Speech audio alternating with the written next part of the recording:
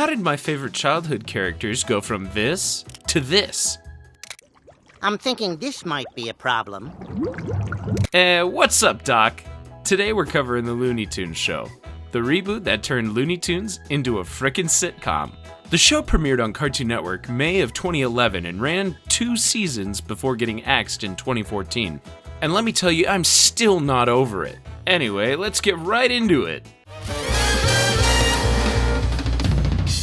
Episode 1, Best Friends. We open with Bugs Bunny, the only calm adult in the room, and Daffy Duck, his loud, self-absorbed roommate. And they're watching a game show. Daffy thinks he's smarter than everyone on TV. Spoiler, he's not. Name an ingredient in spaghetti and meatballs. Oranges! Cut to them eating Chinese takeout, and Daffy spots an ad for this new game show called Besties.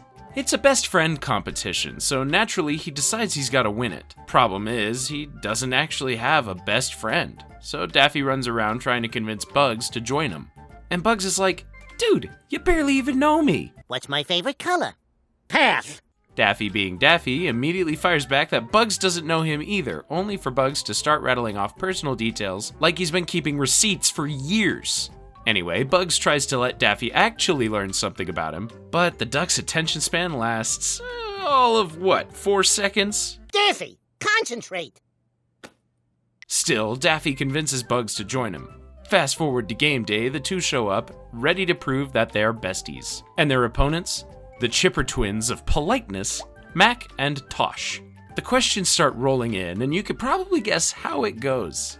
Yep, it's an absolute train wreck for Daffy and Bugs. How long have you two known each other? 17 5 years? Then comes the final question. What's your best friend's catchphrase?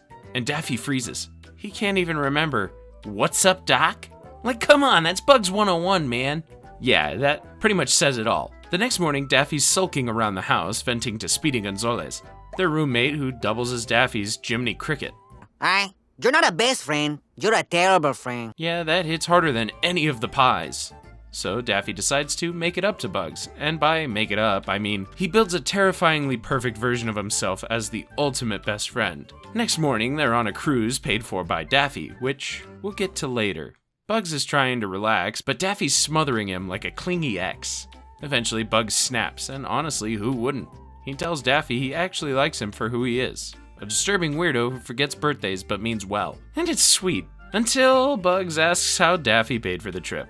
I used your credit card. I memorized the number. Moving on to episode 2, Daffy tries sneaking into this fancy country club, the ROGOOOCC. Don't ask what it stands for. They tell him he needs a membership, so naturally he lies and says his membership number is 1. They throw him out instantly.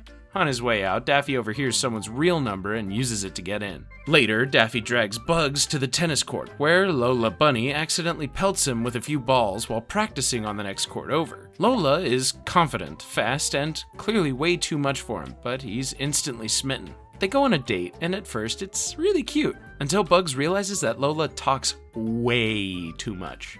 I love pollen. Is there pollen in this? Can I get some pollen in this? She's narrating everything like it's a podcast. The next day, Lola floods Bugs' inbox, follows him everywhere, and pretty much turns into his stalker. Bugs finally tells her they're not a match, and she bursts into tears. And poor Bugs caves instantly and takes her back. What a total pushover move. Then Bugs pulls off a plan that's, not that great. He disguises himself as a woman to convince Lola that he's not worth it. It backfires spectacularly. She just falls for him even harder. Next thing he knows, she's introducing him to her parents, and during lunch she mistakes him kneeling down as him proposing to her. Now there's a whole wedding being planned with Pepe Le Pew, the club wedding planner, running the show. Bugs hopes someone objects, but no one does, until Lola herself says she's in love with Pepe. Bugs fakes being heartbroken, and good old Daffy tries to cheer him up by buying him golf clubs on the same solo membership. Turns out the real owner of the membership is in the room, and it is Lola's dad. Damn it, Daffy! Mint? Episode 3 kicks off with Bugs, Daffy, and Porky Pig on a trip to the Grand Canyon. Porky's the third wheel of this trio, the well-meaning friend who sometimes gets dragged into Daffy's antics. Maybe they have earplugs in the gift shop. They stop by a gift shop, and Daffy's digging through the keychains, trying to find one with his name on it. but he doesn't find any, so he decides to take out his rage on nature itself by yeeting a whole soda can into the Grand Canyon. Not even a second later, a park ranger appears like he's been waiting his whole life for this moment. Daffy tries to lie, and yeah, it goes about as well as you'd expect. His ass is going to jail. Cut to court, Daffy's spiraling so hard he starts blaming Porky, saying he's stuttering from guilt. When that doesn't work, he blames Bugs. They then start brawling in front of the judge, and boom, both get smacked with contempt of court charges. Straight to jail. And in jail, Bugs is chillin' like he's on vacation. But Daffy? He's in full meltdown mode. Pacing, whining, losing his darn mind over everything. Eventually, Daffy's antics push another inmate over the edge. Daffy's big mouth puts the boys in trouble, and they get chased off a cliff, but somehow they escape prison. Bugs wants them to go back and turn themselves in, but all Daffy wants is to escape. Unfortunately, though, they get caught and serve a full year, and when it's over, the guards literally have to drag Bugs out of the cell. Dude does not want to go home. On the way, though, things are calm and peaceful, until Daffy grabs another soda. Yeah, this guy never learns. Will you open the glove compartment and hand me those pants? Episode 4 opens with a rare sight. Daffy actually doing work. He's mowing the lawn while Bugs is just chillin', finally enjoying a peaceful day. But that doesn't last long. Across the street, we meet Yosemite Sam, the next door neighbor you never want knocking on your door. He's out here installing solar panels so he can stop paying for electricity. The moment Sam cuts the power lines, the sky goes completely dark and it starts raining. Next thing you know, he's at Bugs' door asking to use the microwave. Bugs, being the polite neighbor that he is, lets him use it. Daffy warns him not to get involved because he knows how freeloaders work. Takes one to know one. But Bugs, he won't listen. Soon, Sam's back to use the shower, then the phone, then the electric toothbrush. Disgusting. He even sits on Daffy's recliner like he owns the damn place. Bug makes a sarcastic comment about Sam moving in, and Sam takes it seriously. And a few hours later, he's fully moved in with his furniture and everything. Yup, Sam has taken over. Bugs finally snaps and asks Daffy to help him get rid of Sam, which Daffy loves, because no one ever asks for his help. Daffy's big plan? Make the house unbearable. They stage a fake fight, which turns real in about 10 seconds. Luckily, Sam jumps in to calm the boys down. Let's hug. I'll never ever leave. That's not so lucky, is it? Daffy then tries the ghost trick. Classic move. But Sam thinks it's real, locks them outside, and wrecks the whole house trying to catch it. After a long, rainy night, Sam proudly tells him that he caught the ghost in a jar. Bugs and Daffy finally decide to kick him out, and Sam walks away crying about being a terrible guest. You're damn right you were terrible. Then the sun comes out, Sam's power is restored, and he's feeling pretty snarky about moving back home. Despite that, though, Bugs tells Daffy it was the right thing to do, and says he'd do it again if he had to. The storm then immediately comes back, and let's just say Bugs changed his mind. Brothers! Quick, get inside! This guy really is a pushover. Episode 5 opens with a big, fluffy red kid thing playing football alone, and Daffy's watching him through the window. Daffy calls him out for not having friends, thinking the kid's pathetic for playing solo, which is pretty hilarious considering he's there playing poker against himself. Playing all by yourself. Get some friends, kid. Yeah, Daffy, I suggest you take your own advice. Later, Witch Liza shows up, and she's worried because her son Gossamer is having a rough time fitting in at school. Turns out he's the big red fluffy kid we saw earlier. Daffy says he's the perfect mentor because, he's a weirdo too. Unlike Bugs, who, according to Daffy, was born in this world with a whole friend group already waiting for him. The witch doesn't exactly give Daffy a choice, though. She threatens him with magic until he agrees to take Gossamer to school. Next morning, Daffy drives the kid to school on his parade float, dropping the most cynical life advice ever. School is like prison, and I should know. I've been to both. Great mentorship so far. The moment Gossamer enters the school, bullies slap a sign on his back, giving all the other kids all the reason they need to make fun of him. Daffy sees this and decides it's time to teach Gossamer self-defense lessons. Meanwhile, Bugs and Porky are enjoying some pizza when Speedy Gonzales bursts in with his new frozen pizza. Bugs takes a bite and casually says what he thinks about it. I like it. Speedy gets excited and he thinks it's a perfect slogan for his commercial. Right there, he decides that Bugs has to star in it, getting so hyped up that he completely ignores Porky, who's practically begging for the role. Back with Daffy, he takes Gossamer to a gym where he claims he's kind of a legend. Yeah, I don't know about that one. As expected though, the training is a disaster. Daffy's frustrated by this until he spots a flyer on Gossamer's back for the school talent show. And he decides right then and there that Gossamer needs to enter it to become a popular kid. Over at the commercial shoot, Bugs nails it effortlessly. How's this? Perfecto. Speedy's commercial airs, and Bugs instantly becomes famous as the "I like it" guy. Daffy, on the other hand, cranks his insanity to the max for this talent show. He puts Gossamer through ridiculous dancing routines and tries to have him juggle flaming chainsaws. Can somebody get this poor kid away from Daffy? Predictably, he sets Bugs' house on fire. Luckily, firefighters show up, but instead of putting out the fire, they're more interested in getting Bugs to say the famous line. As for Daffy, he eventually gives up trying to turn Gossamer into some circus act. So at the talent show, Gossamer performs a beautiful rendition of September in the Rain. That's right, Gossamer steals the show and wins everyone over. The leaves of brown came tumbling down. Moving on to episode 6, Daffy gets his mail from the mailman. And tucked in there is an invitation to his high school reunion. He immediately tosses it in the trash though. But Bugs fishes it out, and he's like, "Yo, why aren't you going?" And Daffy starts reminiscing about the glory days. Bullying Porky, getting the girls, being super popular, when Bugs presses him. And Daffy admits the truth. He thinks he peaked in high school. The point is, I peaked in high school. Yikes, that's rough. Bugs, who never even went through high school, decides to help Daffy accomplish something impressive. Bugs suggests climbing Mount Everest, but Daffy's got a pretty bulletproof excuse for why that won't work. He procrastinates until the day of the reunion, and he's accomplished nothing. They buy lottery tickets hoping to get rich quick, but no luck. So Bugs suggests plan B. Lying. I mean, he's not wrong. Daffy's pretty dang good at it. Yeah, so when the reunion comes around, Daffy shows up with the worst fake identity strategy. Bugs grabs Daffy's tag, but the second they walk in, Bugs gets distracted by the hallway lockers. Can you believe that? Are those lockers? Bugs! Solid wingman energy there, Bugs. First opening lie, Daffy finds an old classmate, spins a story about being super successful, and she totally believes him. Now Daffy thinks he doesn't need Bugs anymore.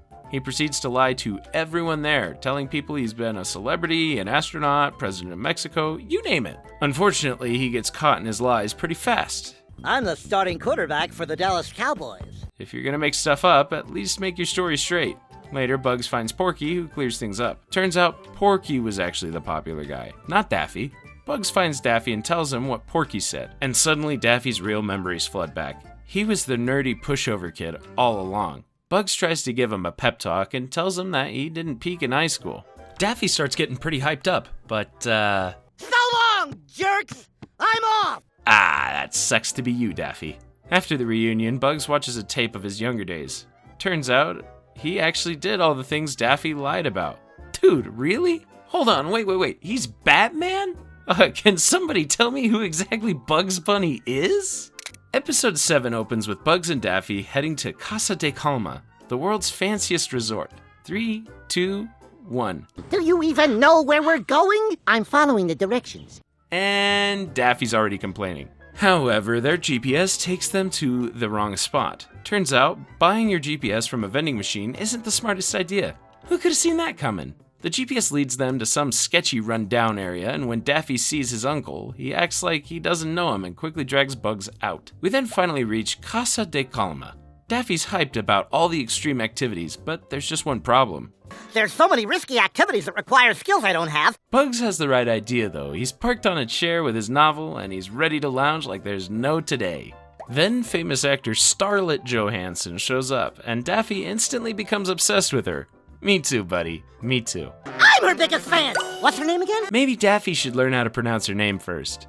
Now, Bugs and Daffy are both interested in Starlet, but we find Bugs is keeping it cool. But while Bugs is keeping it cool, Daffy's trying every ridiculous stunt to win her over. What happens next is even crazier. Daffy tells Bugs to take him parasailing so that he can impress Starlet from the sky. Because apparently nothing says romance like screaming pickup lines from 50 feet in the air. Later, the boys head to the spa for a massage. Daffy gets assigned to Joe, but he trades with Bugs because he wants Leslie instead, assuming Leslie's a lady. Plot twist, Joe is short for Josephine, and Leslie's an absolute unit of a man who proceeds to demolish him. Well, there you go. Next, Daffy discovers a mineral bath that makes you look younger, and he refuses to get out, convinced he'll become so young and cute that Starlet won't resist, and let's just say things didn't go as planned. Bugs scoops baby Daffy and uses him as the ultimate chick magnet. In the end, Bugs takes baby Daffy to his uncle's place. Yeah, the one he pretended to not know. Daffy's uncle finds him absolutely thrilled. Meanwhile, Bugs is cruising off into the sunset with Starlet. Oh yeah, by the way, did you guys catch on that Starlet Johansson is actually Scarlett Johansson? Episode 8 starts with Pete Puma. You know, the slow, kinda dopey guy, guarding the most dangerous animal at the zoo, the Tasmanian devil. The zookeeper explicitly tells him, "Do not let this thing out." And what does Pete do? Take the lock right off. Oh my hell, Pete.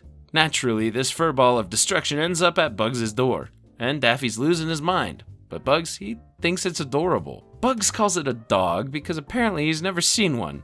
They take it to Granny's house thinking it might be hers, but she can't hear a single word they're saying. But did you lose a pet?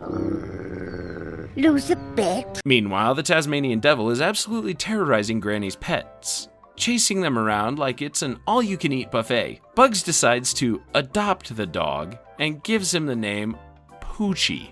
Later, Bugs leaves to grab pet supplies, but when he returns, Taz has completely messed up the house. Between dealing with this terrifying dog and the mess that he made of the place, Daffy immediately puts up a sign to sell the house. Damn, Daffy, that's just diabolical. But Taz isn't even done yet. He's just about to pounce on Bugs. Fortunately, Speedy swoops in just in time to stop Taz by showing him who's the alpha dog. Whew, that was a close one. So Bugs takes the dogs out to the park to play. Taz keeps switching to hound mode, but Bugs manages to keep him under control. Anyway, this whole experience gives Bugs an idea. He's been taking notes, so he decides to enter Taz into a dog show. Meanwhile, Pete is on the lookout for the Tasmanian devil, and luckily he spots Taz with Bugs on the road, completely oblivious to the fact that Taz is the dangerous dog he's been searching for. What a knucklehead.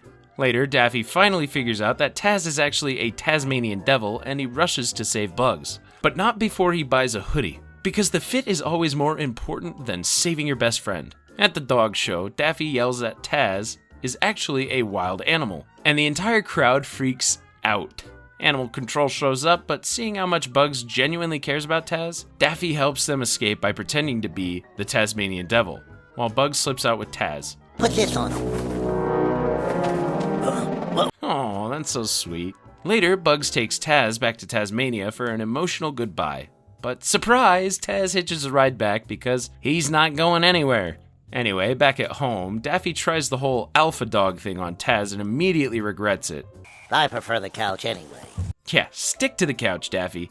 Episode 9 kicks off with chaos in the yard. Taz keeps tearing up the place, and Daffy's losing his mind over it. Later, Daffy finds an audition line for a movie about Foghorn Leghorn.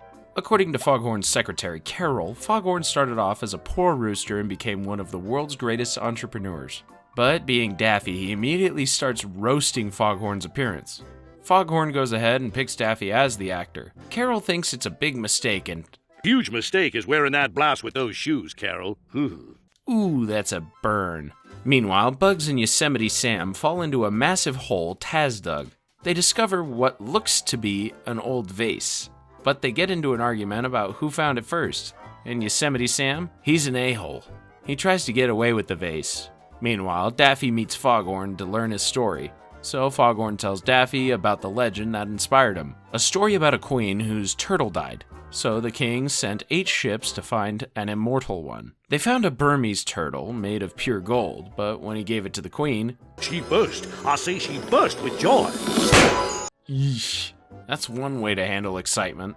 The king hid the turtle after that disaster, and Foghorn's been obsessed with finding it ever since. Cut to filming, and the director tells Daffy they've only got one shot at this final scene, because the second Daphne says his line and starts running, he'll press a button that destroys the entire set. Naturally, Daffy screws up, and there goes the entire budget. The crew walks off after the mishap, and Daffy tries to walk away too. Foghorn confronts him about it.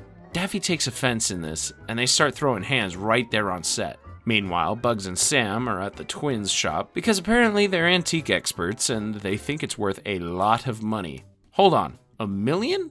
That's insane! Sam gets into a tussle over who owns the vase, and the store turns into a war zone in seconds. Now here's where it gets crazy. Daffy's brawl with Foghorn somehow crashes into the store, and during all its chaos, the vase finally breaks. Surprise, surprise, it's the turtle Foghorn was looking for. Am I the only one who saw this coming? Yeah, okay. Anyway, Sam's eyes light up the second he sees the turtle, and he jumps to pick it up. I feel like I'm about to... Serves him right. Anyway, the movie eventually gets made, and at the premiere, the whole gang shows up to watch it. Turns out Yosemite Sam is fine too, because he's right there at the theater with everyone else. In episode 10, Bugs agrees to be in a bachelor auction for charity, and Porky's running the whole show. Daffy weasels his way into being a bachelor too, because why not? The auction starts, and when Bugs gets presented, two women immediately start bidding against each other. But then someone swoops in and drops a massive bid on Bugs. And of course, it's Lola. Yep, she's back in his life. When Daffy takes the stage after Porky's, description, Daffy has no job and no education. things were a little bit, different. The only bid he gets is from Granny. Ooh, tough luck. Now Daffy shows up at Granny's expecting, I don't know, literally anything else. But Granny's got him cleaning her attic. Meanwhile, Lola drags Bugs to Paris because when you spend that much on someone, apparently you gotta decide what they do for 24 hours. Back at Granny's house, Daffy is sweating buckets in the sweltering attic. Thankfully, Granny serves him a cup of tea. Later, they find an old photo of Granny from when she was a spy during the Second World War. Granny is actually cool as hell. So get this. Granny had a pigeon named Tweety, and she fled from the Germans. All that classic spy business. Finally, Daffy interrupts with what he clearly thinks is an important question. Did they catch you? Did they kill you? They killed you, didn't they? Yeah, Daffy isn't too bright, is he? Back in France, Bugs and Lola hit up the Eiffel Tower, the Louvre, and then Versailles. While they're walking around, holding hands, getting their portraits painted, they finally have the moment we've all been waiting for. I'll stop talking and I'll let you guys take it in. And of course, she ruins it by talking. Back in the attic, Granny finishes her story, and she reveals some German colonel tried to steal the Eiffel Tower, but thanks to Tweety, she saved the day. And I'll tell you, Granny went all in. She then mentions a very special gift she received. Me too, Daffy. Apparently, Granny was rewarded with the Eiffel Tower and the one in Paris. Nuff said. At the end of the episode, we meet Tweety.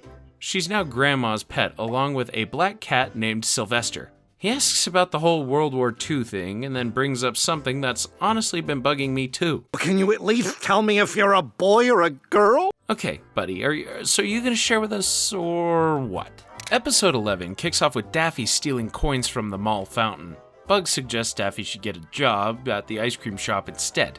Name? Address? Gender? What is this, Soviet Russia? Yeah, it's a hard pass from Daffy. Job applications, uniforms, not his style. Instead, Daffy orders the most complicated banana split I've ever seen. And after all that work, it's time to pay up. Now, surely someone ordering that much of a dessert would have the funds to cover it, right? Meanwhile, Bugs is living his best life, thanks to one brilliant invention, the carrot peeler. When Daffy sees this, he decides he needs to invent something too. The problem, everything he thinks of already exists. Sliced bread, check. Toilet paper, yup. Suitcases, obviously. So Daffy does this totally ethical thing. He steals Bugs' notebook and finds plans for an automatic carrot peeler. He claims it as his own and starts selling it. At first, nobody cares because who's eating that many carrots? But then a news report declares carrots are basically miracle vegetables, and suddenly everybody wants one. Because of this, Bugs' manual peeler sales completely tank. He sells everything and moves back to his old rabbit hole. And Daffy, he buys Bugs' house and immediately becomes the landlord from hell. But karma's about to hit him hard because those automatic peelers, they're catching fire. Turns out Daffy only followed steps 1 through 3 and completely skipped the 7th step, which is the one with the cooling system. Classic. Hey, everybody! This jerk's responsible for the automatic carrot peeler! Meanwhile, Bugs is stuck living his worst life in that flooded rabbit hole. In a panic, Daffy begs him to fix the mess. Whoa, Daffy apologizing was not on my bucket list today. But Bugs has a better idea. He whips out a frickin' time machine and zips back to that ice cream shop. This time, Bugs pays for his banana split, erasing the whole disaster timeline. Next up is episode 12, Ladies and gentlemen, it is a doozy. Alright, as you'd expect, Daffy's being his usual patient self. Yeah, spamming that bell is gonna make her work faster, Daffy. When she finally hands over his wizard business cards, the total comes to $215.25. Naturally, Daffy decides now's the perfect time to test out his magical abilities. Price reduce! Reduce! Shocking! Later, Daffy visits a restaurant, and there's this drop your business card to win a romantic dinner thing, and Daffy rigs it by dumping in like 100 cards. The next day, the phone rings, and surprise, surprise, Daffy won the dinner. He tells Bugs they're going there together, and Bugs is like, dude, that's literally a date. Apparently, Daffy has horrible luck with women. I wonder why. You have a little something on your face. So Bugs calls up Lola, right? To give Daffy a crash course on talking to women. And lucky for him, she's ready to help. She hands Daffy a sheet of pickup lines, and I'll tell you, those lines are ridiculous. They're so good. Lola actually falls head over heels for him. Seriously. But Daffy's got his eyes on Tina, leaving Lola completely blindsided. Next, Daffy tries to sweet-talk Tina, but she mainly remembers him because his check bounced. Bro, somehow, though, he fumbles his way into asking her out, and she says yes. Cut to later. Daffy's preparing for the date. He steps into his room and ooh baby. Yeah, Lola's there and she's not taking it well. Lola's convinced that Tina's a fake, and Daffy is making the biggest mistake of his life. Later, Lola tricks Bugs into a double date situation at the same restaurant with Daffy, full on stalking them and kissing Bugs just to make Daffy jealous. Cut to Daffy and he's just recycling those lines on Tina. She catches him though and tells Daffy to be real with her. But that won't work for Daffy. He tries lying about himself, but Tina sees right through it. You're an insecure little weirdo who lies about everything. Didn't have to do him like that, Tina. No worries though, the date goes great, and the two actually end up having a good time. Well, most of the time. Too bad Lola's trying to ruin it. Oof. And thankfully, Bugs steps in to stop the madness. Daffy's not your boyfriend. I'm your boyfriend. That's better. The episode wraps up with the whole thing turning into a double date, and they all lived happily ever after. Episode 13 is about bowling. More specifically, it's about Daffy living his best life at the bowling alley every Thursday. Why? Because he finally found people who think he's cool. Porky, Pete, and Marvin. These guys actually look up to him. He's the captain, he assigns nicknames, he buys nachos with their money. It's perfect. There's just one problem. Bugs can't know anything about this. Every Thursday, Daffy tells Bugs he's got singing lessons, but he also lies to the team saying Bugs can't play because he's got singing lessons. It's a simple lie, and it works great too, until Bugs shows up at the bowling alley. Don't worry though, it's not over yet. Daffy pulls Bugs aside and actually tells him the truth. He found a place where he's not the loser, where people don't think Bugs is better at everything, and he needs that. Bugs gets it and leaves, but there's a bigger problem. A tournament is coming up at the alley, and Daffy wants to win it. The thing is, Terry Delgado, the captain of the rival team, Lucky Strikers, is also after the title. Later, Daffy decides the team needs to train harder. Unfortunately, during training, Porky gets hurt badly. With one member of the team missing, Daffy's got a decision to make. Stay jealous of Bugs, or beat Terry. On the day of the tournament, the competition is tight. Two teams, neck and neck at the finish. Yep, it's neck and neck with Terry. Luckily, Daffy's team has one last shot, and they only need 2 pins to win. Naturally, Bugs should take the shot, but he twists his ankle. Bugs pretends to hurt his leg so Daffy can take the last shot instead. And Daffy takes the last shot, and he completely whiffs it. But wait, technical error. The pins weren't fully set. He gets a second chance. Everyone's begging for Bugs to take the shot, but Daffy refuses. He needs this. For the team, for himself. He's been hitting 4 or 5 pins all season. Just 2 pins? Should be easy. Yeah, I'll let you guys be the judge of this one. Moving on to episode 14, it's a good morning, and Daffy's hunting for breakfast. Luckily, he finds a carrot pie in the fridge. Unfortunately, that pie was for tonight's dinner party. Not just any dinner party, though. The let's all forget about the bad things Daffy has done party. You know, for little incidents like setting houses on fire, turning Easter into an egg-throwing disaster, and releasing rats everywhere on Columbus Day. You see, Daffy has to apologize to the neighbors in this party, and if he doesn't, they'll file a lawsuit against Bugs since he owns the house. Daffy agrees to apologize, grabs his coffee, and heads out to get the newspaper. My newspaper! Yep, the paper's gone, and Daffy thinks someone stole it. Bugs walks out to check on him, but for whatever reason, they start hitting each other in the face. Absolute idiots! Bugs is planning to invite the neighbors over for dinner, and he doesn't want Daffy to tag along. But Daffy manages to convince Bugs by promising he won't accuse the neighbors of stealing his newspaper. And shocker, Daffy is a blatant liar. While getting everyone together for dinner, Daffy's interrogating Granny about her whereabouts and straight up accusing Yosemite Sam of being the thief. Later, Daphne heads over to Porky's place for advice on how to catch the thief. Porky suggests setting a trap at the dinner party. According to Porky, most mystery novels get solved with all suspects gathered under one roof, so Daffy should try that too. Solid logic, right? That night, Daffy puts his master plan into action. He hides in a closet with a microphone, ready to make his big reveal. He tells everyone to check the numbers on their plates to reveal the culprit, but his plan, it completely falls apart. Almost everyone has the same numbers, so Daffy keeps rushing back and forth, erasing and rewriting them like a maniac. And after all that effort, everyone still ends up with the number 3. Everyone drags Daffy for throwing accusations, and they demand an apology. But he's having a hard time getting out the word. But then Granny surprises everyone. She actually likes Daffy. Life was boring before he showed up and started causing chaos. The other neighbors chime in too. Sure, he's a mess, but he's made things memorable. Oh, and quick note, Daffy's newspaper wasn't actually stolen, he just forgot to renew his subscription. It's episode 15, and oh man, Bugs is suffering. Daffy's snoring kept him up all night, and he's ready to snap. Ooh, Bugs looks like he got hit by a truck, and he's not having it anymore. Do you need to sigh so loudly? The next morning, Bugs drags Daffy to the doctor, and Dr. Weisberg diagnoses him with a deviated septum. But that's not all. Apparently, Daphne has a small bump on his beak, and he's totally freaked out by it. And just like that, his entire world crumbles. Daffy completely obsesses with this bump, all the way to the point in which he decides to get plastic surgery. I'm gonna let you see for yourself. Yeesh. The crazy part is, Daffy actually thinks he looks good. Tina tries talking some sense into him, but Daphne just had to say something stupid. Yeah, he deserves that one. Meanwhile, Bugs randomly decides to become an accountant at Porky's office. But evidently I have great people skills. Despite having zero experience, he gets hired because of this. He starts goofing off with the office supplies and tells Porky to lighten up and have some fun.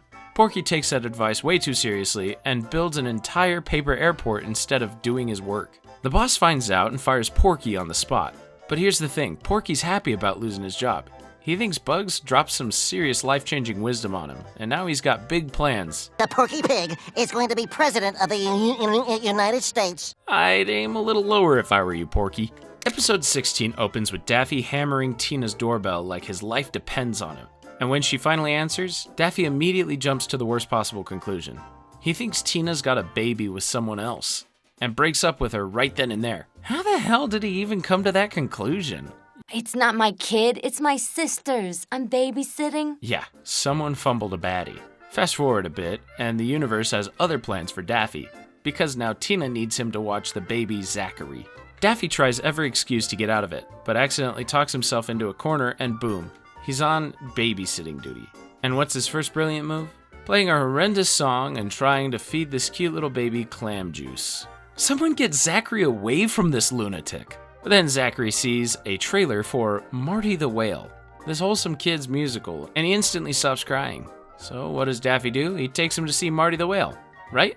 No, he takes him to a war movie instead. Zachary is absolutely losing it, until some mom at the theater suggests Daffy go to a mommy class, and in no time, Daffy's gone full soccer mom. Meanwhile, Bugs is watching Porky fall for literally every scam known to man. Spinach poppers at lunch? Yup. Ink warranty? Absolutely. Tow truck club membership? Oh, you betcha. Porky's bleeding out money until he finally decides to stand his ground and refuses car insurance. The one thing that Bugs actually tells him to buy. No insurance, just the van. Does anyone else think that this is a bad idea? Meanwhile, Daffy gets so deep into his mom era that when he meets Tina at the copy place, he refuses to give the baby back. Eventually, they end up at the park, and Daffy's still going at it, criticizing literally everything Tina does with the baby. And while they're busy bickering, the baby stroller quietly rolls away. Somebody get the baby! Cue the most chaotic chase scene ever. Tina and Daffy sprinting after the stroller while Bugs and Porky dive straight toward it. Yikes, that was way too close. But then Daffy pulls the most heroic moment of his life. That baby is safe. Thank goodness. But Porky, not so much. I probably should have gotten the insurance. Yeah, dude, you should have. After her sister picks up Zachary, Daffy decides that now is the perfect time to share his thoughts with Tina. Finally, Daffy's getting something right. Yeah, he isn't. Anyway, in perfect irony, Bugs ends up falling for an upsell from Speedy at Pizzeria. Classic. Episode 17 is all about Pizzeria. You all know Speedy's restaurant, right? So Bugs is telling us the story about how it came to exist. And it all started after a baseball game. Cue the flashback. Bugs, Daffy, and Porky head to their Sunday tradition spot at Girardi's Pizza. But the owner's retiring and moving back to Italy, so they try this new barbecue joint instead. And Daffy immediately starts chowing down on some pork right in front of Porky. That is actually insane. But back to the real issue. Since Bugs just wants a spot to chill on Sundays and the owner's retiring, the whole situation inspires him to buy Girardi's and keep it going himself. Fast forward to staffing up, and Bugs puts Daffy in charge. They interview Pete, Puma, and Marvin the Martian. And Daffy, being Daffy, fakes a robbery to test Marvin. This is a robbery! Oops, he won't try that again. Anyway, Girardi's opening day was an absolute disaster. Daffy and Marvin are fighting in the kitchen, pizzas are literally stuck to the ceiling, Pete's butchering orders left and right. Ladies and gentlemen, that's how you lose your customers in 30 seconds. Bugs is about to go bankrupt in a week, so he gets creative and puts his 3 knuckleheads somewhere they can't mess things up. Yep, he locks them in the pantry. His backup? Speedy Gonzalez. Speedy swoops in to save the day. Literally. Dude's making pizzas at light speed. Customers are flooding in and the restaurant's thriving. Anyway, it turns out Bugs didn't want to run a restaurant after all. He just wanted a chill spot to hang out on Sundays. So he does the smart thing and hands everything over to Speedy. Thank you, Speedy. By the way, you guys, this episode has the coolest Merry Melodies song. I mean, just take a look at this. Unspeakable power! Moving on to episode 18, the boys are visiting the movies, and Daffy shows up dressed as a schoolgirl. I don't know about you, but I'm getting a student discount. And no one's falling for that. Anyway, Daffy insists on driving his parade float to the theater. Then he tells Bugs to leave his wallet and keys at home because he's got everything covered. Later, Daffy runs a stop sign and gets pulled over. The cop asks for his license and, surprise, surprise, he doesn't have one. Yeah, Daffy's parade float gets towed and the cops tell him to go get his driver's license if he wants his car back. Later, Lola calls Bugs to give him a ride, but she gets pulled over for running a red light. And when the officer asks for her license, Lola starts digging through her purse. She's pulling out a credit card, a picture of Bugs, a recipe for salmon balls, basically everything except for the license. Well, straight to the DMV with her. At the DMV, Daffy cuts the line like the menace that he is, and he asks for a license. The clerk's like, buddy, you gotta take a test, and hands him an application. What an idiot. Lola then shows up and does the exact same thing. Later, Daffy and Lola start taking the actual test. Bugs is in the waiting area when they both call him for answers. Now, there are about 1,000 ways Bugs could have handled this quietly, but he goes with the option 0. Bugs calls Porky for a ride, but he gets a ticket for talking on the phone. And yeah, Porky doesn't have his driver's license either, so he's got to take the test too. Porky finishes his test and stands up feeling all accomplished, but Daffy pulls a fast one and swaps his test with Porky's. Nah, this is next level treachery. Meet Daffy's driving instructor, Yosemite Sam. And he's being a real jerk to Daffy. Okay, he's not passing the test, is he? Cut to Porky, and he's having a bad day. Yeah, Lola swaps Porky's test papers too. Anyway, Daffy drives like an absolute maniac, but because Sam is too short to see over the dash, he passes Daffy anyway. Who thought Sam as an instructor was a great idea? Lola also took her test, and she somehow made Daffy's driving look safe. Lola leaves Sam so dazed he can't even grade her, so she just grades herself. Back outside, Bugs finally gets behind the wheel. He's taking Porky home when he crosses a double yellow, and you know what happens next. Driver's license. Sure thing. Yeah, he's cooked. Moving on to episode 19. So Daffy takes Porky to the mall, right? His favorite actor from Off Duty Cop is doing a meet and greet. But Daffy thinks the show's real. Like, he thinks this Steve St. James guy is actually out here fighting crime. So when he meets the actor and learns it's just a show, he's pissed. He steals the actor's jacket and sunglasses and decides he'll be Steve St. James. And of course, Porky gets to play the chauffeur. Meanwhile, Bugs is at the hospital dealing with a caffeine crisis. Dr. Weisberg tells him to lay off the coffee, but things take a different turn when Yosemite Sam shows Bugs Spargle, a drink that's like coffee, but without the caffeine. Yeah, I wouldn't trust Sam with my health. Meanwhile, Daffy's going around town cuffing random people for no reason at all. Even little kids aren't spared. Cut to Bugs and he's crazy hyperactive, thanks to Spargle. He's completely hooked on the stuff, and when he runs out, he forces Sam to take him to the Spargle factory. And this is where Daffy's fake cop bit collides with Bugs' addiction. Daffy tries arresting Bugs, but our caffeinated rabbit is having none of it. What follows is pure chaos as Bugs makes a run for it, leading them on a wild goose chase that leaves the entire office wondering what just happened. Eventually, things escalate to the point where Bugs takes Porky hostage with a permanent marker. And that's when the actual FBI shows up, and the feds shut down the whole operation, arrest Sam, and throw Daffy in jail for impersonating an officer. Porky walks away clean because apparently pretending to be a chauffeur really isn't a crime. And don't worry, Bugs is fine now. He's actually listening to his doctor this time, drinking just 1 cup of coffee a day.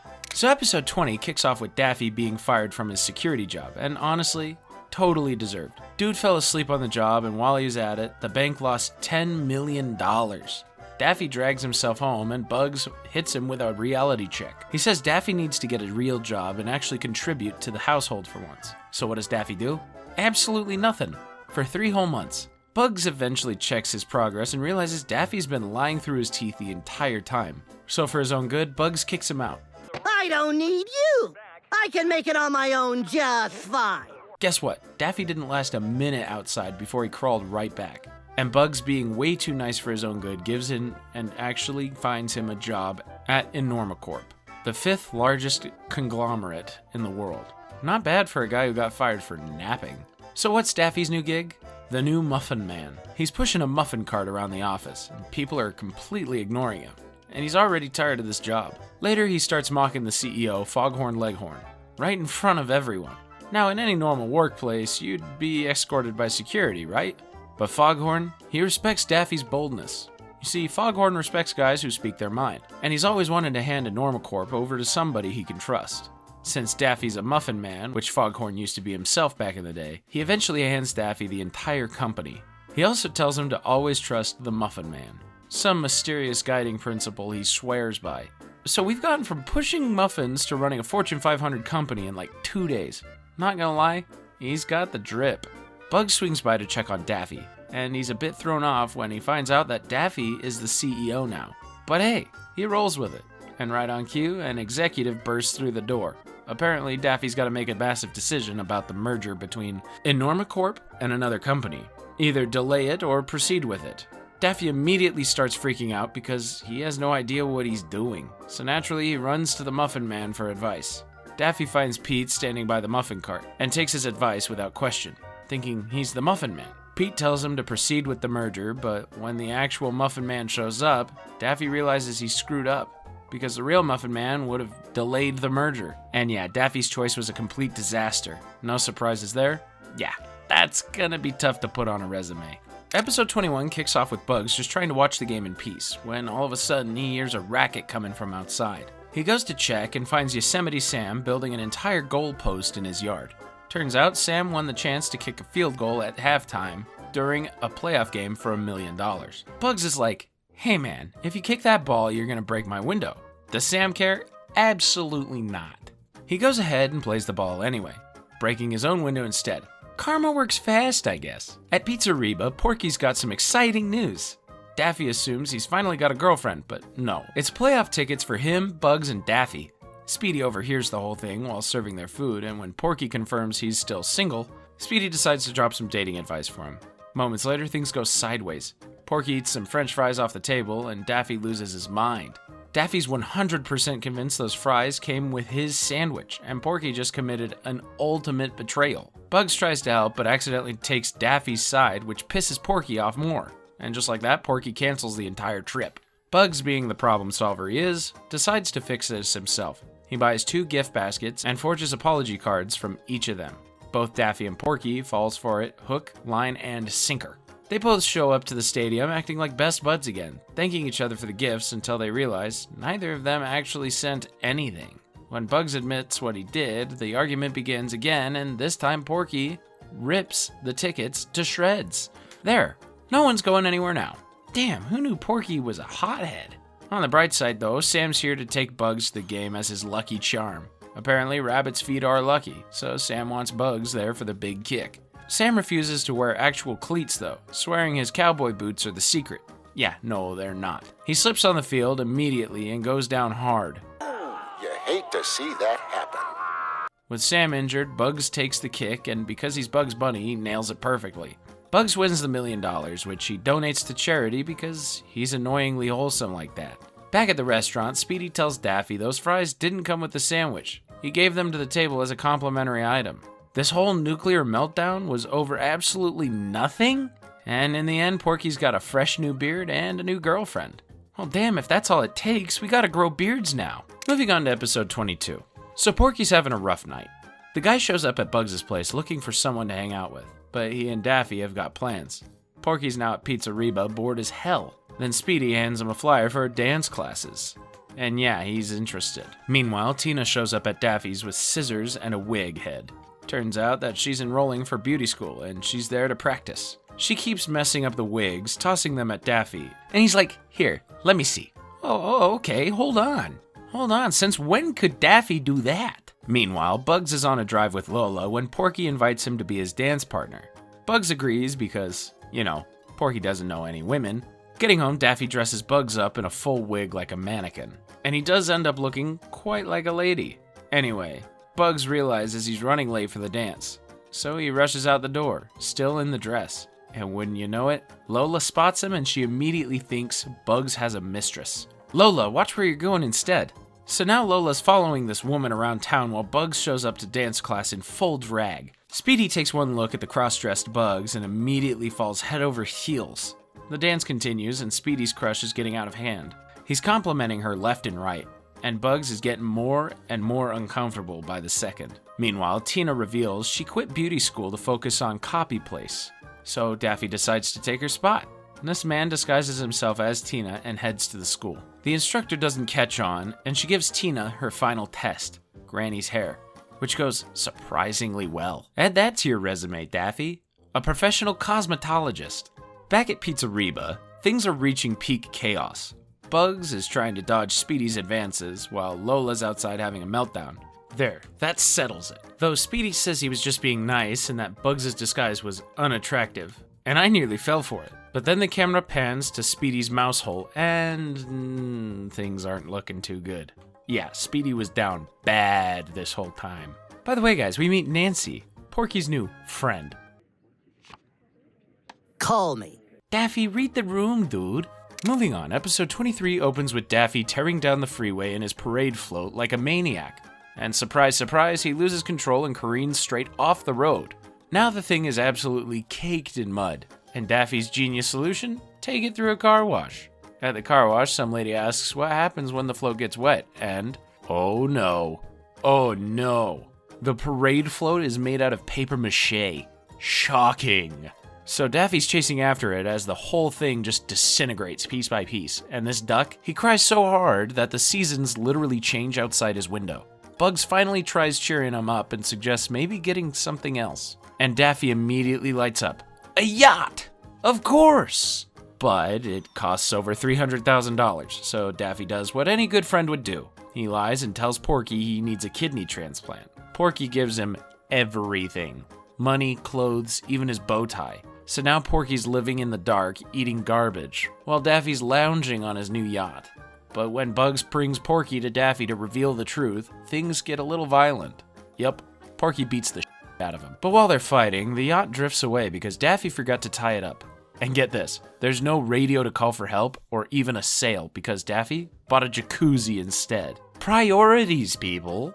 So now they're stranded at sea, and Bugs takes charge. He grabs some bed sheets from the yacht and makes a sail. But Daffy, he's complaining about how expensive the sheets are and tries to rip the sail down. He knocks himself out in the process though, so Bugs ties him up for everyone's safety. When he finally wakes up, Daffy immediately begs Porky to untie him. And Porky, bless his heart, actually does it.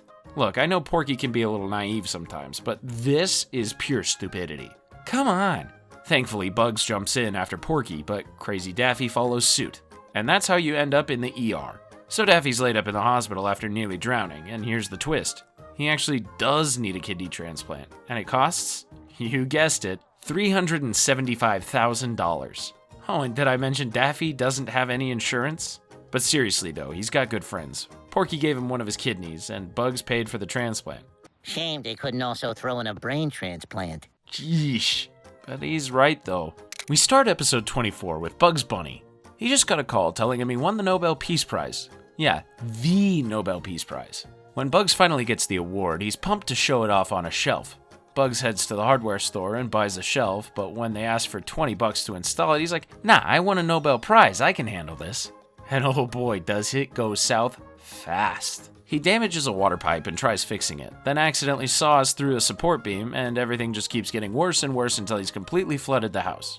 And because of this, Daffy moves into Porky's place. Speedy also got out to find a new place, and Lola's helping him with decorations. But then she completely ignores his taste and fills the whole place with stuff based entirely on her own preferences. I think I'm gonna go back to Senor Bugs. I like my little mouse hole there. That's a great idea, Speedy.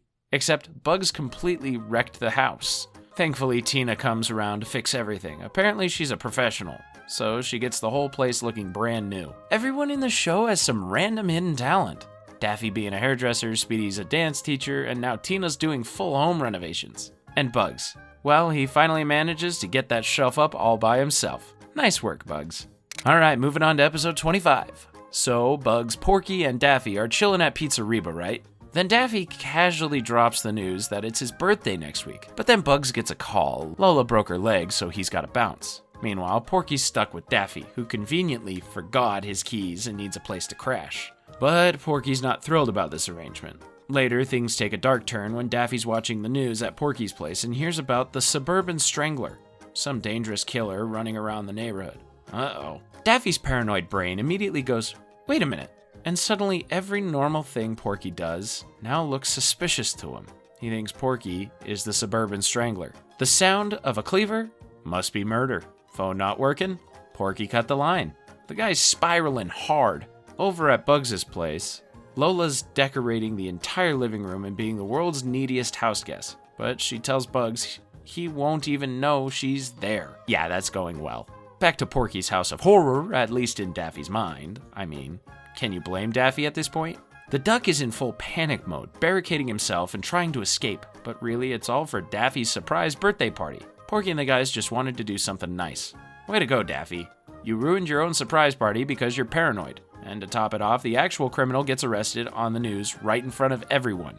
Episode 26 kicks off with Daffy being that friend, setting up Porky's dating profile and just making up complete nonsense about him. Your name's Lorenzo Villagaray-Rosa. There, you're done. This man is setting Porky up for disaster, but an hour later, boom, someone texted him. Daffy immediately goes into detective mode, clicking on the profile to see who it is, and it's Granny? Bugs is like, hey, both Porky and Granny aren't seeing anyone, so maybe it could work. Meanwhile, over at Granny's place, she's trying to chat with Porky on her PC, but Sylvester's completely stressing her out by chasing Tweety all over the house. That's it. Granny's had enough. She whips out a laser pointer to distract him, and man, Sylvester becomes completely obsessed with that little red dot. He's so addicted that he starts seeing dots everywhere, even out in the street. Thankfully, he spots an ad for therapy and decides to get help. Meanwhile, Bugs and Daffy swing by Granny's place, since she's been lonely lately. Bugs decides she needs some excitement in her life, and he drags Daffy along to help. First up, skydiving. From there, they go absolutely wild, kayaking, skipping through fields, hitting up a shooting range, more skipping for some reason, and then they cap it off at a racetrack. They really packed a whole vacation into one afternoon. Back with Sylvester, he gets therapy from Witch Liza, and he has this flashback to childhood where he remembers his mom had a red necklace. So the red dot really just reminded him of his mom. So Witch Liza magically yeets him to Florida to visit her. In Florida, Sylvester's mom is not happy to see him. She's mad he never visits and calls him out for wasting his life chasing Tweety, which I think is kinda harsh. Meanwhile, Tweety visits Liza for therapy too, and Witch Liza sends him to Florida too at that moment. Sylvester realizes something. He doesn't need the red dot when he's got Tweety to chase. Peak character development right there. Later, they both end up with Granny on a bench. Turns out she'd rather chill with her pets than do extreme sports with Bugs and Daffy. Oh, and Porky took Daffy's advice and he got a pet. Snake. Geez, Porky, maybe stick to hamsters next time. Anywho, Season 2, Episode 1 kicks off with Daffy watching an exercise video. Because that's totally how fitness works, right? Bugs swings by asking if he wants to catch a movie with Porky. Want to see a movie with me and Porky? Can't. I'm doing my workout. But Daffy's way too busy exercising. Later, Gossamer shows up and asks Daffy to coach his water polo team, the Bobcats. Daffy accepts despite having zero clue what water polo is. Oh, and another thing, Daffy can't swim, but doesn't think that matters. Meanwhile, Bugs visits Porky, who's stressing over a catering gig gone wrong. Bugs tries the food and yikes, it's bad. But then he finds Porky's grandma's old recipes, and they sound absolutely delicious. So Bugs tells Porky to make them. We then cut to Coach Daffy, who can't be bothered learning his players' names, so he just calls everyone Jennifer. Yeah, that won't cause issues or anything. Anyway, the team keeps losing because Daffy's coaching is questionable. But then he stumbles on something genius. Make Gossamer the goalie, and he'll block the entire goal. And it works. They finally win a game. At home, Bugs is eating way too much of Porky's baked goods. He's been hosting parties almost every day just to eat Porky's cupcakes. He has gotten really fat. Daffy, though, he's having trouble noticing. I'd say maybe it's the new haircut. Later, Bugs heads to the school with Porky to watch the big match between the Bobcats and their opponents. There, Porky admits he won't be catering for Bugs anymore. The recipes weren't healthy, and nobody should have eaten that much. But Bugs doesn't quite get it. Now the team's prepping for the final game, but Gossamer's not happy. He feels like he's cheating and not really playing. During the match, he refuses to be goalie, and they lose 39-5. But the kids don't even care, they're just happy they had fun. To celebrate, the kids happily dunk Daffy in the pool. Luckily, Bugs jumps in right after him before he drowns. You're 10 times bigger than you used to be. Took you long enough, Daffy. Moving on to episode 2, where Daffy's picking up Tina for their date and catches her writing this absolutely savage email to her boss. She deletes it and explains it's just a way to blow off steam without any consequences. Daffy's eyes light up like he's just discovered fire. At home, Daffy spends 2 days, yeah, you heard that right, 2 days writing a hate email to literally everyone he knows.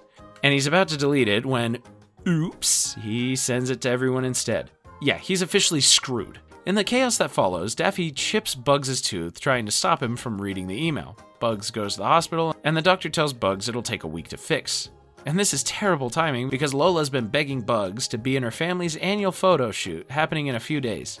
But when Lola sees his busted tooth, she immediately lies and says they canceled. But Bugs insists he'll still go. So now it's a race. Oh boy, here we go. Meanwhile, Daffy's scrambling to make sure Tina doesn't read the email. He literally throws Porky through her window to sneak in and delete it. While he's cracking her password, he finds an email from someone named Michael and spirals, thinking she's cheating. Tina gets out of the bath to remind him Michael is her brother. Then she finds Daffy's email and starts reading it out loud, and guys, it's crazy. Daffy called her a psychopath with profound mental instability, but then the ending is really sweet. Daffy only thinks she's crazy because someone as amazing as Tina would have to be crazy to date a doofus like him. Huh, that's actually really sweet. Back to Bugs, who has borrowed cowboy gear from Yosemite Sam. Sam's now weirdly civilized because Daffy's email held a mirror up to his soul. It still feels really weird seeing him like this. But anyway, Bugs catches up to the photo shoot in his cowboy gear, and let's just say things get chaotic. We're talking horse chases, wagon fights, absolute madness. Yup. It gets a little too crazy though, and the whole family ends up with a broken teeth. And look, everyone's smiling, except Lola, who looks absolutely miserable. Over at Daffy's place, he's about to pay for that rude email he sent to Granny. That night, she shows up at his door with a special delivery, her fist straight into his stomach. He'll be alright. Oh, and side note, the new Yosemite Sam's hosting a book club now. Well, let's just say some things never change. Now get out! Get! In episode 3, we've got Bugs and Daffy playing Scrabble. They're just chilling in the living room when Bugs spots this massive spider crawling near Daffy. He freaks out and tries to kill it, but then Lola shows up and launches a lamp at this thing. Yeah, she completely misses it too. So now Lola's got to replace the lamp, and Daffy volunteers to help her shop. But let's be real, he's just using this as an excuse to avoid the spider situation. They hit up Macintosh's antique shop, but something is off. Mac's crying his eyes out because Tosh left to mail a letter 10 minutes ago and hasn't returned. 10 minutes, guys! Jeez, dude's acting like Tosh got abducted by aliens or something. So Daffy, being the helpful duck he is, grabs a memo pad to jot down details about Tosh. But yeah, he's just stalling so he doesn't have to go back to that spider. Back at Bugs' place, he's gone into full paranoid mode and is researching spiders on his computer. Turns out he's dealing with a deadly African sand spider. Bugs finally calls pest control and they gas his house. He can't go back inside for 24 hours, but just as the truck drives off, Gossamer shows up looking for his pet spider. He describes it and it sounds exactly like the African sand spider. Bugs panics, thinking he might have just killed Gossamer's pet, so he runs back into the house and grabs the spider. He shows it to Gossamer, but Gossamer's like, nah, that ain't Webster.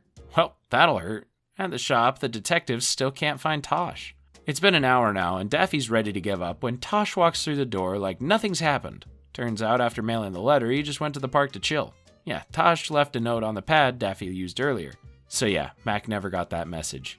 Moving on to episode 4. So Bugs comes out fresh from the shower, right? And he immediately notices something's wrong. His gloves are gone. He asks Daffy what happened, and Daffy casually just says he washed them. Yeah, Bugs is not happy. But Daffy just doesn't get why Bugs wears gloves. But Bugs says the gloves are a part of his identity. Okay then. So Bugs flips the question, why does Daffy wear that necklace? We see a flashback to a young Daffy begging his grandmommy for it. When we come back to the present, Daffy lies and says he wears it for medical reasons. Anyway, Bugs discovers that his gloves have shrunk thanks to Daffy. Then he makes a snarky comment about expecting nothing less from somebody named Daffy. Ouch. This gets Daffy thinking. So he looks up his name and the results are not pretty. Oof. Foolish? Insane? Brainless? That's enough. Daffy immediately blames his name for why nobody respects him and decides he needs a rebrand. Meanwhile, Bugs hits up a store desperately searching for white gloves, but they don't sell them anymore. Bugs panics and grabs black ones that look nothing like his originals. Later, Bugs is telling Daffy why these were literally his only option, but Daffy's barely even listening. Apparently he's got a new name. I changed my name. Alright, Professor, we get it. Later, Daffy drives Porky to school. Porky thanks him by calling Daffy Professor, but Porky's actual teacher overhears this. The guy assumes Daffy is a real professor and begs Daffy to take over his class, since Porky's been driving him crazy. Meanwhile, those gloves have turned Bugs into a rebel. He's out here acting like a teenage delinquent and decides to get a carrot tattoo. That's not all though. He buys a motorcycle, a leather vest, a helmet, and all the gangster stuff. Later, Bugs shows up at Lola's parents' house and tells her to join him, but Walter stops Lola from going out. Back home, Daffy's trying to connect with this new version of Bugs by giving him a motivational speech. Daffy's acting like he's had a grand character development, talking about being in the streets and knowing what it's like to struggle. Anyways, the next day in class, Bugs, who we totally didn't see coming, walks through the door. This is hilarious. It feels straight out of every troubled teen film ever. The rebellious kid showing up to surprise everyone. Speaking of classes, yeah, Daffy's making a mess of them. Daffy teaches yet another completely wrong lesson, explaining that checks and balances means that if you walk a tightrope, you get paid with a check. After class, Bugs thanks Professor for all the life lessons, and it's actually a touching moment until Porky's had enough of this nonsense. There we go, because seriously, who even were these guys? Thanks to Porky setting them straight, Bugs returns to normal. White gloves are back on, and the tattoos are gone. As for the motorcycle, he ends up selling it to Tina. So episode 5 kicks off with Daffy on the phone. Some volunteer is asking if he'll help re-elect the mayor, and for absolutely no reason at all, Daffy lies about his citizenship. Typical Daffy stuff. Meanwhile, Bugs is dreading the weekend because he has to attend the annual Peach Festival with Porky. And honestly, I don't blame him. 6 hours of driving to stand in a desert with mosquitoes? Waiting in line for peach cobbler and peach soup? Yeah, that's gonna be a no from me too, Bugs. But Bugs can't tell Porky the truth because it'll break his heart, so instead he tells Porky that he's helping Lola move. Simple lie, right? Anywho, Daffy hears this from Porky and somehow concludes that Bugs is kicking him out so Lola can move in. Things escalate quickly when Lola and Porky meet Bugs at Pizzeriba. Ooh, so right now Bugs has to invent a new lie. Yep, enter Viola, Bugs' big sister.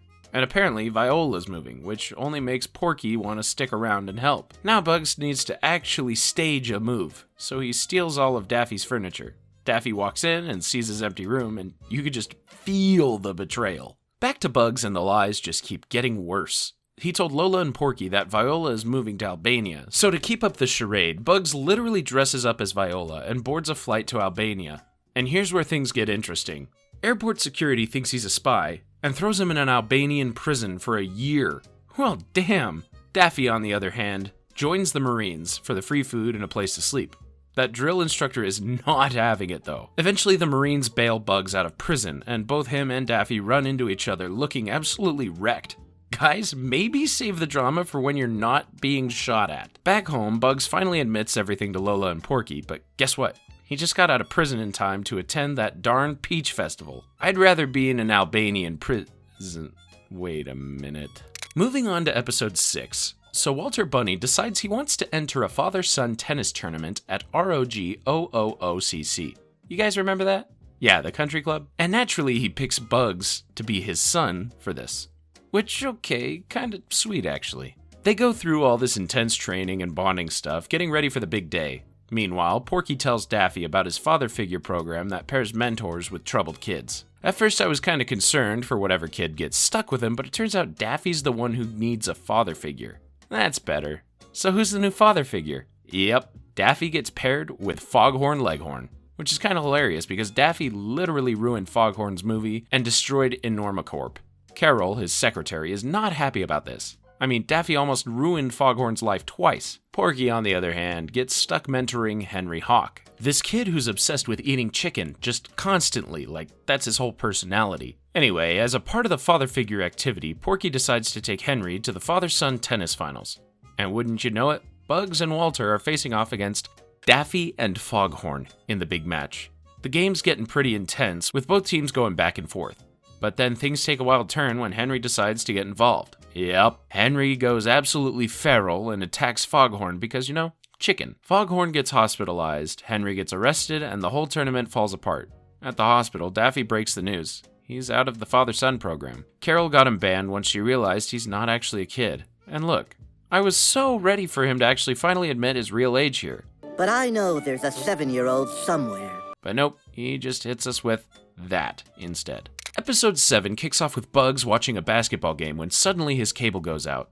He calls in to complain, and Cecil, the customer service guy, proceeds to gaslight the absolute hell out of him. Turns out he does this for fun. He randomly shuts down somebody's cable and messes with them all day. When Cecil finally gets bored, he tells Bugs a technician will come over tomorrow. This guy is unbelievable. Over at Copy Place, Tina's having the worst day with impatient customers. Daffy's also there, but for a different reason entirely.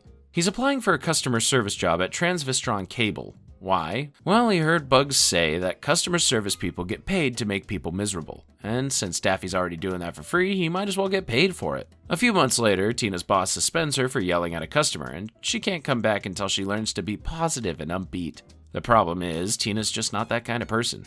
The next day, Cecil, the technician, shows up to fix the cable. But Bugs wasn't at the door that very moment. Bugs literally just left for the bathroom. And you know what? Cecil knocks, leaves a "sorry we missed you" note, and dips. This guy's even more mischievous than Daffy. Speaking of which, Daffy later gets hired on at Transvistron Cable as a customer service supervisor. So when Bugs calls again, he ends up with Daffy. They go back and forth for a bit, but Daffy's being completely useless and won't actually solve anything. So Daffy just transfers him to Cecil instead. Yep, going in circles again. Guys, Cecil is truly evil. Believe me, this time, Bugs officially declares war. Finally! Guys, remember, Daffy's a supervisor and a troublemaker. He's been firing people left and right, and now he's got his sights on Cecil. Daffy tells Cecil his coffee break better not go past 2:30 or he's getting fired. Keep that in mind, cause it's gonna matter. Here's where it gets good. Bugs goes full disguise mode, first as a barista who serves coffee, and then as an operator who delays the elevator so long, Cecil just takes the stairs. Meanwhile, Tina's back at Copy Place to tell her boss the whole positivity thing didn't work out. But he lifts the suspension on the spot. He took over the counter while she was gone and learned a thing or two about dealing with people himself. Our first customer, Yosemite Sam. I'll put you in a shoebox and bury you in my backyard. Back to Bugs, and he's not done yet. Bugs' final move? Dressing as a time traveler from the future. Yup. Bugs tells Cecil that ignoring that customer is basically asking for a massive rebellion. And Cecil actually falls for it. He restores Bugs' cable with extra channels. Anyway, Cecil is finally back from the future, but guess what time it is? 2:30. Yep, too late. Daffy fires him on the spot and then gets fired himself for going on a firing spree. Classic. Moving on to episode 8. So we open with Daffy asking Bugs what their home phone number is because, and I'm not making this up, he dropped his old phone in the toilet. Anyway, Yosemite Sam shows up at the door with a petition to get his guns back. We get a quick flashback showing exactly why Sam doesn't have his guns anymore. Yeah, I can see why they took those away. Bugs obviously doesn't sign, but oh, sweet, sweet Daffy. He signs without even reading it. Cut to Pizzeria, where Daffy's having lunch with Porky. Speedy brings their food, and Daffy's just baffled that Porky ordered a salad. Turns out Porky's training for a marathon, and naturally, Daffy's ego can't handle this, so he challenges Porky to a race right then and there. Daffy loses the race, and he's so mad that he declares he's entering the marathon too just to beat Porky. Later, Daffy ends up in the hospital because he got dehydrated while training. Dr. Weisberg calls Speedy because apparently Speedy's number is Daffy's emergency contact. Anyway, in the middle of this, Daffy convinces Speedy to train him for the marathon since he's fast. But Daffy's in awful shape. Like, he can't even run 10 feet. Yeah, that's not going to work for a marathon, Chief. Race day arrives and surprise, surprise, Daffy gives up at the starting line. But here's the kicker. Porky somehow carries Daffy for 23 miles. Yeah, you heard that right. 23 miles. All the way to the finish line. And you know what Daffy's thinking about after getting carried for 23 miles? Whether or not he beat Porky. This guy's ridiculous. Episode 9 starts with Daffy heading to the mall. No. Not for shopping. Daffy's only there for the free samples in the food court. Notice Daffy's carrying a bag. Well, later, Daffy comes home, claiming his precious handbag was stolen. When Bugs asks what happened, Daffy explains he was with the cinnamon bun lady, eating samples, but when he got back to his table, the bag was gone.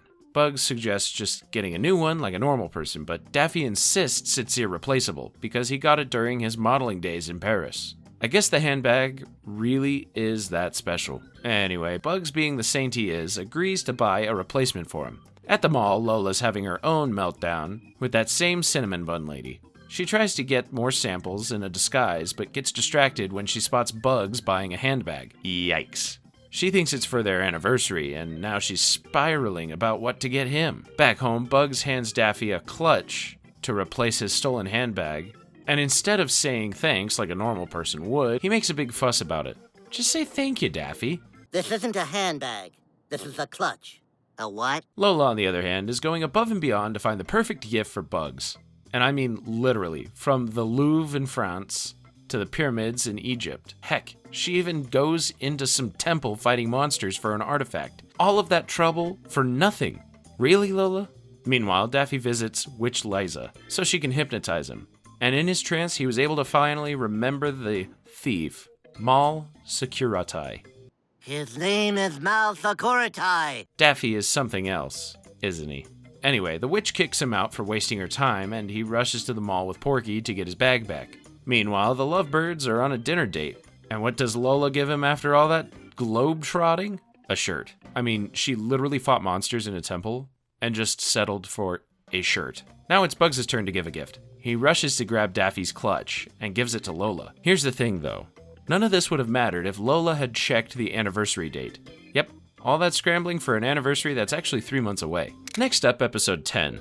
So picture this. It's December, but instead of winter wonderland vibes, the town's dealing with a brutal 104-degree heat wave. Yeah, not exactly the weather that screams jingle bells, right? Everyone's pretty much given up on Christmas except for Lola, who's stubbornly committed to making the holiday happen. Bugs, on the other hand, is very much team let's skip Christmas this year. But Lola's not about to let a little thing like reality stop her. Her master plan?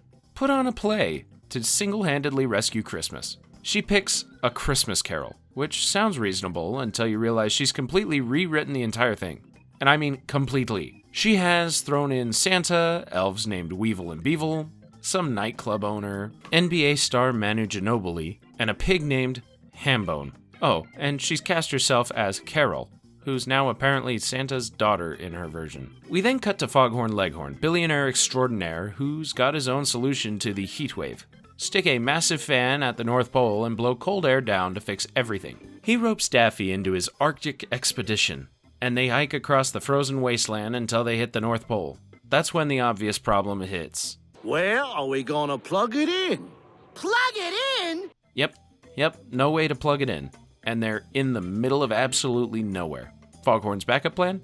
track down Santa's workshop, and borrow his power outlet. By this point, both of them are freezing their tails off. Needless to say, the expedition's a bust. Anyway, Christmas Eve rolls around and it's showtime. But right before their performance, the entire cast accidentally falls through a trapdoor that Lola installed for a dramatic entrance. Perfect timing, as always. Bugs, who dodged this disaster, is left to perform this entire play by himself. Despite half the cast missing, Bugs soldiers on. But when he reaches a part where he actually needs the other actors, he takes one wrong step and, yep, right through the trapdoor. The audience is just sitting there, confused, when suddenly a sleigh crashes onto the stage. And who steps out? Santa Claus himself. Hey, at least everyone did good, right?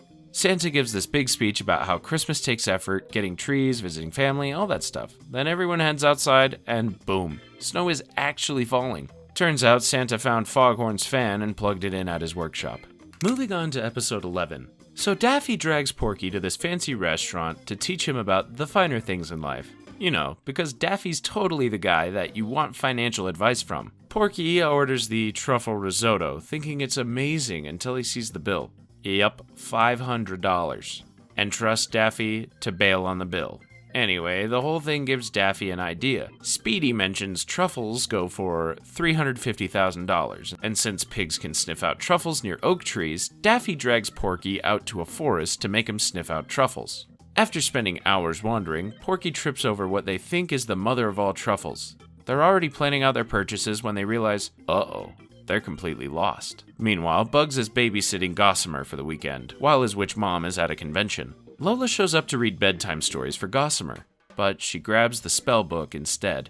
Well, she accidentally casts a spell that turns Gossamer into a frog, and his alarm clock into a full-size grizzly bear. Or so they think. Back to the woods, where things are about to get even worse for Daffy and Porky, a bear shows up and charges straight at him.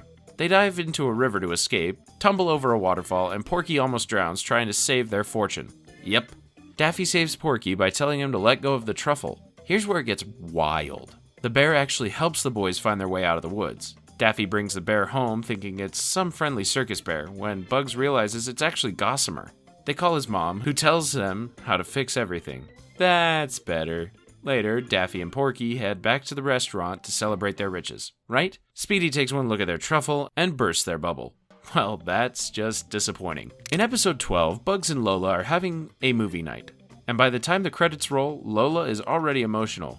But in true Lola fashion, she can't figure out why she's even crying. Bugs explains the main character got dumped through a Dear John letter. This will be important later. Cut to Daffy complaining to Porky about the fire department charging him. Porky's like, yeah dude, that's because you keep calling them for fake emergencies. Porky explains that emergency services are broke, and then casually mentions he's been on the city council for 3 terms. Daffy's mind is absolutely blown. Honestly? Mine too. Back home, Bugs discovers Daffy broke the microwave, so he calls Speedy's handyman, John, to fix it. He writes, Dear John, this isn't working. Bugs. Later, Lola shows up, snooping around the kitchen, finds the note, and thinks Bugs is breaking up with her. Lola runs out crying, fully convinced it's over. Lola packs for a forget about Bugs vacation and leaves her own note. Dear Bugs, I don't ever want to see you again. Except Lola is talking about the insects running around her apartment. This is going to be a problem. Meanwhile, Daffy's been using Porky's name around town for VIP treatment.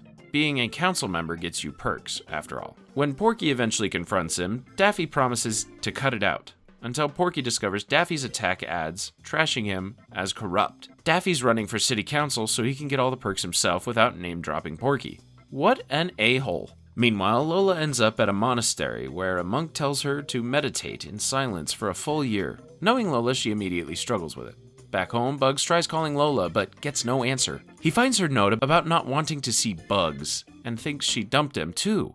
Anyway, Daffy somehow wins the election and attends his first city council meeting, which is mind-numbingly boring. Daffy's dying inside, wondering if he'll make it home. And finally, he snaps. Well, too bad for him, because that outburst just made him instantly popular with the voters. Over at City Hall, Porky tells Daffy that they actually passed a bill to keep his seat permanent.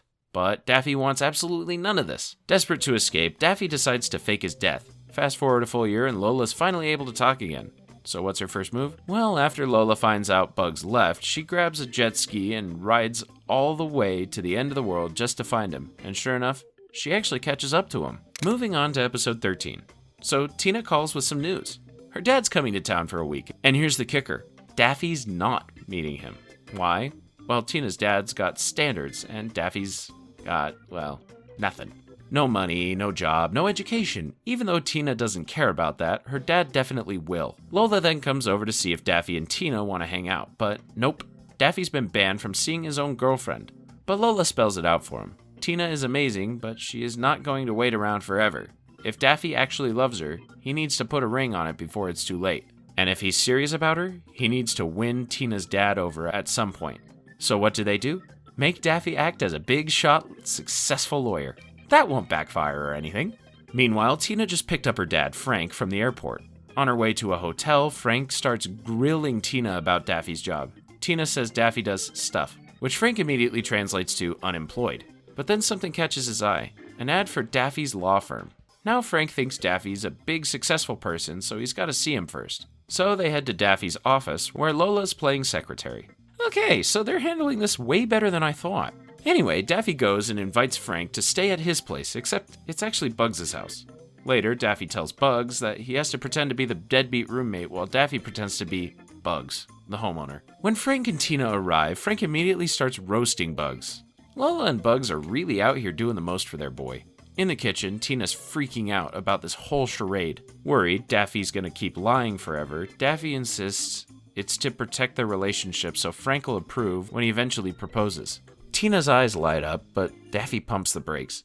He's talking way down the road when she has a better job to support them both. How romantic. Meanwhile, Frank's actually bonding with the deadbeat Bugs, riding ponies and having lunch together. The irony is just chef's kiss. Later, Frank's packing to leave when he tells Tina that while Daffy's job is impressive, the guy's never around. She needs someone like Bugs. Daffy overhears this and finally comes clean about the whole scheme. Frank is pissed at first, but Tina defends him, explaining that they were both just scared Frank would not accept Daffy for who he really was. Frank softens up and says that as long as Tina loves him, nothing else matters. He asks if Daffy has any other secrets, and the man takes off his toupee. Okay, I never actually knew that's not his real hair. Wholesome ending. Moving on to episode 14. So Sam's got a lady at his place, right? But then his ancient TV is way too old to entertain anyone, so he shows up at Bugs's to borrow his TV. I mean, who borrows a TV? Did I mention Sam asked for Bugs's Nobel Peace Prize too? I mean, what's he gonna do with it? Meanwhile, Porky's brought Daffy along to his motivational seminar hosted by this dude named Weeb Lunk. Porky's a huge fan, but Daffy's just there for the free coffee. He also thinks motivational seminars are for weak-minded suckers. And wouldn't you know it, by the end of the seminar, Daffy becomes a complete lunkhead. Yeah, that's what Lunk followers call themselves.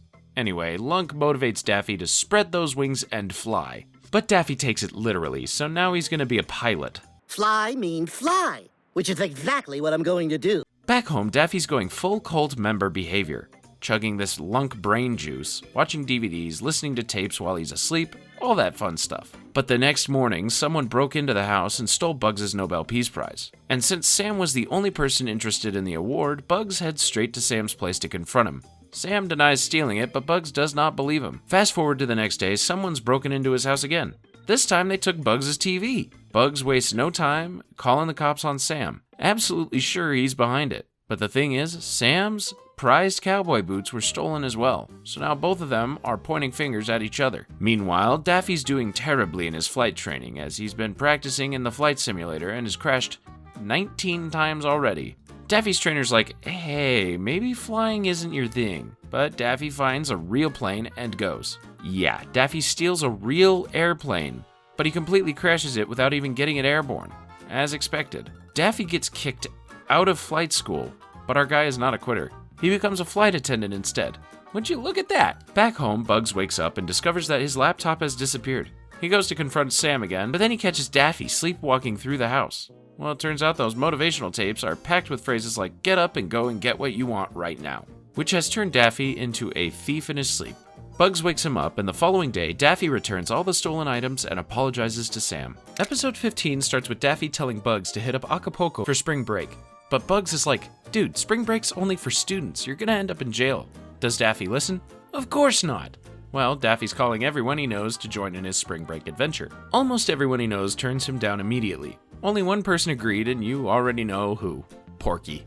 On the flight to Mexico, Daffy's hyping up all the fun they're about to have, but Porky's being paranoid about whether he left his oven on. Back home, Bugs is living his best life now that Daffy's gone, until Lola bursts in freaking out about losing her mom's diamond bracelet. Lola borrowed the bracelet without asking, so Bugs tells her she's screwed up and she's got to own up to it. Daffy and Porky finally land in Mexico and board a bus to Tacapulco, not Acapulco. Oh, fantastic. Welcome to Tacapulco, a total ghost town.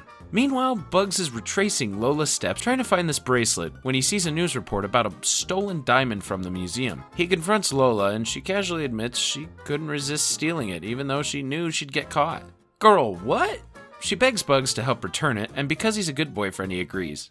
Back in Tacapulco, Daffy decides the best way to salvage spring break is to go streaking through the village. Porky's hesitant, but Daffy convinces him. We are completely naked! Well, Bugs said it. Speaking of which, Bugs and Lola plan on this elaborate heist to return the diamond. Skydiving, cutting through skylights, the works. But then Bugs finds Lola's mom's bracelet around her ankle. She just wanted to wear it as an anklet this whole time. Are you kidding me? That said, the operation did not go as planned. Meanwhile, at Tacapulco, the sheriff appears and tells them that they get one phone call. So Daffy calls Speedy.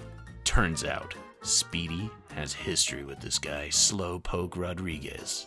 Yeah, they're just cousins. They reunite and throw a whole fiesta. While everyone's celebrating, Daffy tries to prank a mule. Well, he got served. Anyway, Bugs gets arrested, but Lola's dad bails him out after Lola confesses. Except her confession was completely made up. Yeah, Lola straight up threw Bugs under the bus to save face with her parents. On the flight home, Porky thanks Daffy for the trip, saying he needed to cut loose, but remember all those things Porky was worried about leaving on? The iron, the oven, the curtains, the magnifying glass. So much for cutting loose. On to episode 16.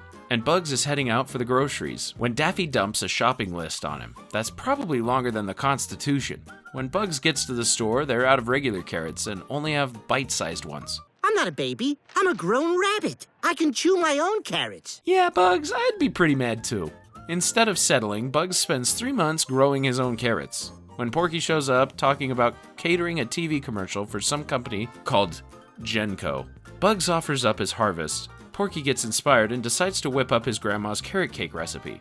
Cut to the commercial set, where Daffy's doing what he does best, being incredibly annoying. Then he finds out the actor's getting paid big bucks for one line. And just like that, Daffy's got a new career aspiration, becoming a commercial actor. Meanwhile, Genco called back, and they loved the carrot cake so much that they want to start selling it. Cha-ching! While Bugs and Porky are getting hyped about potential riches, Daffy's out here bombing every single audition. His cereal commercial attempt, total disaster. What is this made of? Is it dirt? Oh, my Lord. Buddy, that's not how you book gigs. Back at Pizzeria, Bugs and Porky are staring at Genco's contract, like it's written in hieroglyphics. Daffy suggests they get Foghorn to translate. Foghorn takes one bite of that cake and tells them the contract's an insult. They should go into business themselves. But then comes the hard part, naming their company, and they're both terrible at this. They finally settle on Mrs. PorkBunny's carrot cake, and decide they need a commercial. Daffy begs to be in it, and well, I think it's nice. But the American public finds Daffy absolutely creepy in the commercial, and it bombs so hard the business goes completely bankrupt. Alright, it's episode 17, and we open with Daffy shopping online. He's clicking through items, throwing them in his cart, and then, oh, what's this? Quick click checkout? Yeah, that's not gonna go well. When Bugs gets home, there's a mountain of packages waiting for him. He confronts Daffy, who casually admits he bought everything on the internet using Bugs' computer. And as you probably already guessed, Bugs paid for it. Bugs starts going through the stuff, and wow, Daffy really went for the quality items here. We're talking battery-operated spaghetti fork, a toilet paper warmer, and my personal favorite, a vibrating head massager. Anyway, Bugs puts his foot down and says no more packages. Case closed, right? Well, no. There's this video game Daffy bought, and it's called Gribbler's Quest 4. Bugs gets curious about it and decides to play one quick game, but we all know that's not true. Meanwhile, Daffy's already found a loophole. Can't get packages at Bugs' house? No problem. Just ship them to Sam's place instead. When Sam confronts Daffy about it, he's surprisingly not mad. Instead, Sam goes full therapist mode, telling Daffy he's got an emotional void he's trying to fill with stuff. Damn, that's some heavy stuff coming from a comedy show. And from a character like Yosemite Sam, nonetheless. Later, Sam takes Daffy to group therapy, and honestly, it's actually pretty helpful. Everyone's sharing their issues and working through them. When it's Daffy's turn, he initially tries to bail, but then Daffy had a complete meltdown. He admits his confidence is all fake, and that he's actually an insecure, scared, needy duck who desperately needs a hug. The next morning, Daffy's making pancakes to celebrate friendship and love. I'm starting to like this new Daffy. Very wholesome. Meanwhile, Bugs stumbles in looking like he hasn't seen sunlight in a week. He hasn't slept for 3 days playing that video game. Daffy clocks that Bugs has a serious problem on his hands and rallies everyone in for an intervention. But the second they walk in, Bugs beats level 15 and officially becomes a Gribbler. He immediately wants to get rid of the game, but Daffy's not done playing therapist. Bugs shuts it down real quick though, saying he just enjoyed the game and that's it. No deep issues here. But hearing that makes something click in Daffy's head, and he has this moment of realization. Well, ladies and gents, we are back to the old Daffy Duck. Moving right on to episode 18. So Bugs and Daffy hit up Pizzeria, where Speedy's freaking out because Sullivan, a restaurant across the street, is stealing his customers. He organizes an all-you-can-eat buffet just like Sullivan, and Daffy, being Daffy, loads up on pizza slices. Back home, Daffy interrupts Bugs while he's watching TV to deliver this philosophical speech about how choking on water made him realize life is precious. His big takeaway? He needs to finally learn the piano. The next day, Daffy casually mentions that he sold their TV to buy a piano. Bugs is understandably livid until Daffy throws out the victim card to make him feel bad. Anyway, Daffy finally sits down to play, and it sounds absolutely dreadful. This one's so much louder than my grandmother's! Ouch, I was honestly hoping he had a hidden talent. Anyway, Bugs immediately drives to the store to get a new TV, and that's when he stumbles upon a noise-canceling headphones. Complete lifesavers. Meanwhile, Daffy's at Granny's place learning to play, and he's still terrible at it. When Daffy starts practicing at home, Bugs whips out those headphones and finally enjoys some peace and quiet. At Pizzeria, Bugs tells Porky about his headphones and how he can fake listen to anybody. Porky starts talking about some reoccurring dream, and Bugs immediately plugs right in. But here's where things get messy. Speedy reminds Bugs that he's supposed to book live music for the restaurant, but Bugs wasn't actually listening. Fast forward to the evening, and there's no music. Bugs then decides Daffy should perform tonight, but Daffy's confused because he thinks Bugs agreed he should quit piano, which Bugs totally did because he was just nodding to whatever the hell Daffy said. But in the end, Daffy doesn't actually perform. Instead, he brings Winnie, Granny's other student, who he's been competing with. And she plays beautifully, by the way. Sullivan went out of business, but no, Daffy did not get better at playing the piano. Episode 19. We open with Yosemite Sam shipping his mechanical bull to Alaska. I mean, who knows what goes on in that guy's head? Meanwhile, a few houses down, Sylvester's doing his usual morning routine. Tweety makes a break for it, zooming down the block with Sylvester hot on his tail. That's when our little yellow friend spots Sam's crate and dives into it through a tiny hole. Well, Taz spots Sylvester and decides he wants in on this too. So now all three of them are brawling inside this crate, when a delivery truck just casually picks it up and drops it off in the middle of Alaska. Suffering succotash! Where are we? So yeah, they're screwed. They climb a mountain hoping to spot civilization, but all they see is more snow. Fantastic. While wandering through the woods, they run into a snowman who's like, "Hey, watch out for this Canadian hunter, Blackjack Shellac." Rolls off the tongue quite smoothly. Anyway, the snowman tells them to follow the train tracks down south to get home. Simple enough, right? No, because Shellac spots them and immediately ditches his snowman hunt to chase the trio instead. While making their escape, the trio end up crossing the train tracks that run over a creek. But now a train's barreling straight towards them. Unfortunately, Sylvester gets stuck on the track. Luckily, Taz yanks him out of harm's way just in time. So naturally, they hop on the train to take them to safety. The train takes them through various locations across the US, but unfortunately, Shellac is still hot on their trail. Shellac finally catches up to the train and chases the gang down to the very last car. Sylvester uses Taz's sharp teeth to bite through the car buckle to detach them from the rest of the train. The only problem is, their car goes completely out of control, rolls down a steep hill and crashes into a lake. Things go from bad to worse. They get picked up by Junior Bear, a cub who's on vacation with his family. So Junior takes these guys as pets and brings them along on the vacation. Meanwhile, Shellac is still chasing them through all kinds of chaos. Eventually they escape in the desert, but they pass out from dehydration. This day just can't get any worse, can it? Luckily, Beaky Buzzard, this vulture rescue ranger, rescues them in his hot air balloon. But then Shellac shows up in an airplane, and this time, he captures all of the guys in a crate. So they're all emotional, thinking Shellac's about to hurt them. Then the crate opens, and standing there is Shellac along with Bugs, Granny, and Yosemite Sam. Turns out Black Jack Shellac is Sam's cousin, and he was actually trying to get them back home this whole time. Episode 20 kicks off with Daffy struggling with basic furniture. Daffy's recliner is busted, and he's trying to fix it when this thing sends him flying. So Bugs suggests maybe, just maybe, it's time for a new chair. But no, Daffy's acting like it's the ultimate disrespect. Guys, Daffy's irony is actually something I look forward to in every episode. Later, Daffy shows up from golf with Porky, and surprise, Bugs has bought him a brand new recliner. You'd think Daffy would be grateful, right? Well, no, he's not. Why? Well, it turns out his busted recliner is the only thing Daffy's ever bought for himself, and he worked an entire summer just to afford it. Bugs immediately feels terrible, and they head to the thrift store to get it back. Oops, it's already sold. They're about to leave the store when Bugs accidentally rear-ends Cecil the turtle.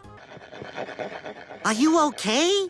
You hit me! Anyway, now the turtle's shell is broken, Bugs offers to pay for repairs, and Cecil says he knows a guy.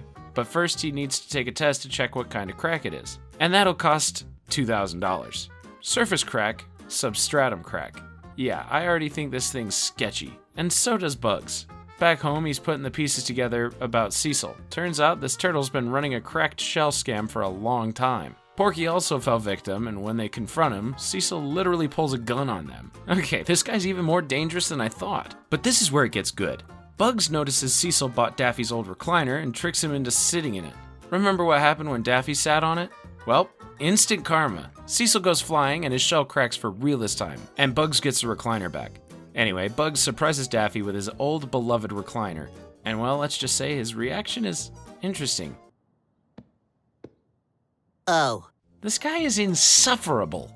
Moving on to episode 21. Bugs, Daffy, and Porky are driving around trying to pick a spot for lunch. And of course, nobody can agree. Things get heated, so Daffy and Porky decide to settle it with rock, paper, scissors. Anyway, Bugs finally gets tired and hits up a Chinese joint. There, Porky discovers it's the year of the pig. Daffy immediately talks about the year of the duck. But yeah, that's not a thing. So naturally, Daffy goes into a meltdown mode and how nobody respects ducks. Fast forward to Bugs' house, Lola brings mail, including an invite over for Bugs to host a beauty pageant. He's about to pass, but Lola says it's just to announce the winner, so he agrees. Meanwhile, Daffy goes to Foghorn for help, and Foghorn whips out his animal popularity index. Yeah, ducks have a serious image problem, and Foghorn's genius solution? Get Daffy on Tit for Tat, the biggest new show around. Fast forward to the interview, and Daffy's fully prepared for it, all thanks to the cheat notes he wrote on his palm. Before the interview, Daffy decides this is the perfect time to take a bite of sandwich, and when he's done, he licks his hands, to keep it clean. Yeah, he licks the notes right off his palms. And you already know how it goes. During the interview, he's answering with pass and phone a friend, like it's a game show. But Daffy's not giving up on improving the public image of ducks just yet. His next move? Entering a pageant show. He somehow convinces Tina to compete and save duck popularity. Meanwhile, Bugs gets invited to host the pageant, but then Porky comes along and asks if he can host instead, since it is Porky's lucky year after all. Bugs agrees to let Porky take over. Problem is it's not actually the year of the pig, it's the year of the rabbit. So it's not Porky's lucky year at all. Bugs doesn't want to hurt Porky's feelings though, so he lets him host anyway. Big mistake. Porky's hosting is a mess. He's just stuttering the entire time while cracking horrible jokes that just make everyone there feel awkward. Boy, are my arms tired. Ooh, cringe. Anyway, as Tina competes in the pageant, duck popularity starts climbing, but then Daffy keeps shouting from the back and tanks it right back. Meanwhile, Porky's grossing everyone out and dragging pig popularity into the ground. And after the pageant, some contestant named Michelle Chen wins the whole thing, and everyone's cheering for her. Daffy congratulates Tina for boosting duck popularity, completely ignoring the fact that he's the reason it dropped even lower than before. He even gave her his tiara as a gesture. And then there's Porky's grand finale. Ouch. Not the year of the pig. Later at the hospital, Porky's all bandaged up, but recovering fast. He's convinced it's because it's the year of the pig, and he's riding that high. Daffy's about to correct him and say it's actually the year of the rabbit, but Bugs kicks him in the shin to shut him up. Let the man have his moment. Episode 22 opens with Daffy shooting hoops in his front yard, except the ball gets wedged between the rim and the backboard. Normal basketball stuff, But because Daffy is such a genius, his solution is to throw a pickaxe and remove the ball. When that doesn't work, he climbs up to grab the ball himself. He slips and rips the entire net off just as the school bus drops off Gossamer. Daffy asks the big fuzzy guy for help, and Gossamer gets it down in like 2 seconds. Daffy asks Gossamer to stick around, but he can't. Gossamer's got to make posters. He's running for class president. Anyway, Daffy thinks Gossamer is basically the least popular kid ever, so he volunteers to be his campaign manager. Later that day, Porky shows up at Bugs' place. Turns out his catering business flopped, and he has to sell his house. Bugs lets Porky stay with them, but Daffy's not thrilled about it. I think we all have an idea, Daffy. Anyway, Bugs is loving Porky's visit, especially the cooking, but it's not all great. Porky's one of those overly neat and organized guys, so he's reorganized all the drawers, cupboards, pantry, and Bugs is not happy about it. He's losing his mind over Porky's organization obsession, so Bugs tricks Porky into reorganizing Pizzeria instead. That's better. On election day, Daffy's driving his parade float, spreading lies about Gossamer's opponent. When Gossamer tries to stop him, things get a bit physical. Meanwhile, Porky's reorganizing Pizzeria, and what do you know? It turns out great. Speedy loves Porky's efficiency system and hires him to help expand his restaurant chain. Anyway, Gossamer loses the election, but he's cool with it. He says it's about having the courage to try. Sweet moment. The episode ends with Speedy opening his new medieval castle Pizzeria, complete with a moat. Episode 23 starts with Bugs flexing his brand new watch to Daffy. He's going through all the fancy features. Meanwhile, Daffy's already dying after running a whopping 0.04 miles in 20 seconds. At lunch, Porky's digging through his wallet when he finds a wedding invitation from Becky Hogg, the girl he dated way back in elementary school. And of course, Daffy immediately thinks that Porky is head over heels for this chick. His reasoning? Their last names are Hogg and Pig, so obviously they're soulmates. Naturally, Daffy convinces Porky that they gotta crash this wedding, so he makes sure to swipe Bugs' fancy new watch before they head out. The road trip goes about as well as you'd expect with Daffy in the car. He spills soda all over Porky's car, destroying Porky's phone in the process. At the gas station, Daffy takes the $40 Porky gave him for gas and blows it on a lottery ticket. Priorities, am I right? Seconds later, the car runs out of gas in the middle of the desert. Shockingly, Daffy somehow convinces Porky to walk back for fuel, while he stays behind to guard the car. Meanwhile, his phone dies while sending a voicemail to Bugs. And to top it off, a buzzard swoops in and steals the watch he borrowed from him. After trudging 9 miles back and forth in the sweltering heat, Porky finally returns with the gas, and they get back on the road. Back at home, Bugs gets the message and tracks them using the watch's GPS. Problem is, he's following the buzzard through the desert and ends up completely lost himself. Porky and Daffy finally make it to the hotel, completely covered in sweat and dirt. Porky wants to head straight to the ceremony, but Daffy insists they get a room first. Which would be a good idea, except for one tiny detail. How does Daffy keep getting away with this? They clean up and rush to the ceremony. Then Daffy decides to make a grand entrance, except they're at the wrong wedding. Becky's ceremony already ended. Whoops. So yeah, Becky's actually a human and not a pig. So yeah, that whole destined to be together thing falls apart pretty quickly. But then Porky spots Petunia, an actual female pig. Well, love at first sight.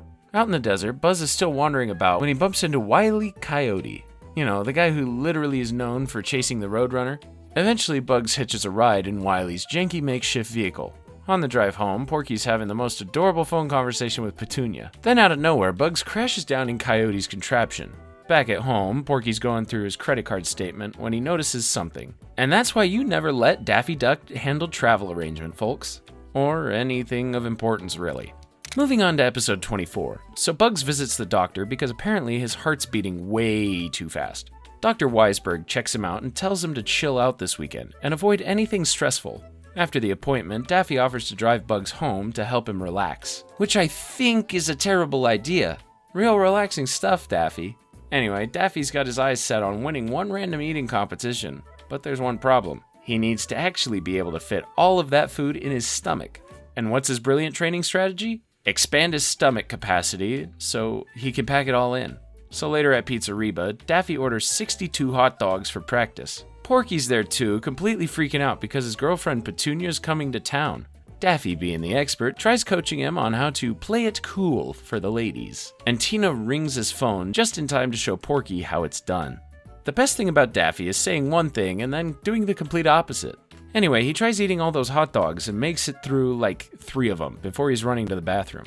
Meanwhile, Bugs is trying to relax at home when Sam shows up building a ramp in his yard because he wants to jump a school bus over 15 motorcycles at the fair. His entire legacy is on the line, apparently. Fast forward to the fair, and Porky's acting like a complete weirdo to Petunia, just because Daffy told him to play it cool. I know Daffy's got a girlfriend, but he's really the worst person to get dating advice from. But when the Ferris wheel scares Porky badly, Petunia's there to calm him down, which gets him to actually open up to her. Great call ditching Daffy's advice, Porky. Meanwhile, it's showtime for Sam's big stunt. He hops into the bus, ready to make it happen. Except, there's one tiny problem. His feet. Literally. Dude's so short his feet don't even reach the pedals, so he begs Bugs to be his feet, and basically drive the thing for him. Yeah, the same exact Bugs who was told to avoid any exciting activities. But hey, what's a little cardiac risk? Talking about risk, Daffy decides to inflate himself with helium to cheat at the contest, which I think is one of his better ideas. But did it end well? No. Back to Sam, where, sure enough, they're actually doing this thing. Bugs floors it. The speedometer's flying up to 80 miles an hour. They hit the ramp and go airborne. The bus clears all 15 motorcycles and somehow they make the jump. I'm alive! I can't believe it! Me too, Bugs. Me too. But in the end, Daffy loses his Mr. Weiner title for cheating. Meanwhile, Bugs gets a voicemail from Dr. Weisberg saying that his heart rate is totally normal. Turns out he's just a rabbit, and their hearts are supposed to beat that fast. Up next is episode 25, and it kicks off with Bugs, Daffy, and Porky just getting home from a baseball game. Bugs checks his voicemail and gets a message from his old buddy Rodney. And just like that, Daffy's whole world crumbles. You can practically see the existential crisis forming in his eyes. Bugs couldn't care less about the best friend label, but Daffy? Oh, he is spiraling. The next day at Pizza-Reba, Rodney shows up and the both of them start reminiscing about their time together at Camp Winnenakie. Porky mentions he went there too, but Bugs has zero memory of him, because apparently Porky was in a different group. When Rodney asks how Bugs and Daffy met, Daffy launches into this elaborate war story that's 100% fabricated. Yeah, nice try, Daffy. Bugs actually ran into Daffy at the post office while trying to mail a letter to Rodney. Since then, he just never went away. Later, Daffy tries to make Bugs jealous by planning a movie outing with Porky and not inviting Bugs. Ouch. Too bad Bugs literally doesn't care. Well, what does Daffy do? What any rational person would do. Time travel. He breaks into Witch Liza's garage, steals her time vortex despite her warning, and zips back to Camp Winnenakie. He disguises himself as a camp director and sends Rodney packing before he can meet Bugs. Mission accomplished, right? Well, no. When Daffy returns the present, Bugs doesn't even know him. Here's the thing, if Bugs never knew Rodney, he wouldn't have been sending him a letter at the post office, which means he would never have met Daffy, which Liza tells Daffy he played himself and shoves him back through the vortex. Daffy realizes his mistake, chases down Rodney's bus, and convinces the little guy to come back to camp, saving his own existence. And while he was at that, he lets the young Porky join Bugs and Rodney at camp too, changing the timeline so all three of them become friends. Alright, ladies and gents, we've reached episode 26. Alright, so Daffy's broke and needs cash for Tina's birthday gift, so he decides to sell some of Bugs' stuff without asking, specifically this fancy carrot jewel that Bugs owns. But when Daffy tries to take it, Bugs hits him with the most insane backstory you have ever heard. Bugs tells Daffy his real name is Kal-El. He's from the planet Krypton, with a C, not a K. Very important distinction. Oh, and he used to be the hero of Metropolis. I'm sorry, what? Anyway, we jump into this whole flashback where Bugs is living his best superhero life. Things are going great until he fights a villain called Brainiac, who's trying to shrink Metropolis into a tiny town. Super Rabbit stops him. No biggie. But then at his victory party, Lex Luthor crashes the whole thing in a giant robot suit. Lex is no match for Super Rabbit though, and he rips the suit off and just yeets it into space. Mission accomplished, right? No, because guess what is floating around out there? A prison containing 3 evil villains, Zod, Faora, and Thunkane. These guys were banished by Super Rabbit's dad years ago, and now thanks to Super Rabbit, they're free. Yeah, that's not good. They show up at Super Rabbit's parade and pummel him in front of the crowd. These guys are just too overpowered for Super Rabbit. Because of that, Super Rabbit just surrenders, and Zod takes over Metropolis. Depressed and defeated, Super Rabbit flies to the Arctic to see his dad, Jor-El, who basically tells him, yeah, you deserved that. But this gives Super Rabbit an idea. Instead of fighting with brute strength, he uses his brain. Super Rabbit convinces Faora and Thunkane to ditch Zod by giving them a reality check. He tells Faora she's way too hot to be stuck with Zod. As for Thunkane, Bugs tells him he's not some little kid who needs to be bossed around. He should take control of his own destiny. And just like that, Zod is left all alone. Now it's a fair fight. Yeah, Super Rabbit finally wins, and the villains get shipped off to a new prison. For Super Rabbit, his big takeaway is that having all that power without staying humble will mess you up. So he just hangs the cape up for good. Cool story, right? Daffy thinks it's completely fake though, so later Daffy's coming back from the movies with Tina when he has a brilliant idea. Naturally, they take the alley and surprise, surprise, someone tries to take Tina's pearl necklace. But then Bat Rabbit swoops in to save the day. Remember back in Season 1, Episode 6 when we had that whole mystery about Bugs maybe being Batman? Well, this pretty much confirms it. That's all, folks. Why don't you check out another one of our videos while you're here? Please like, subscribe, comment, and do all those other awesome things you people do. And thank you for watching. We'll see you in the next one.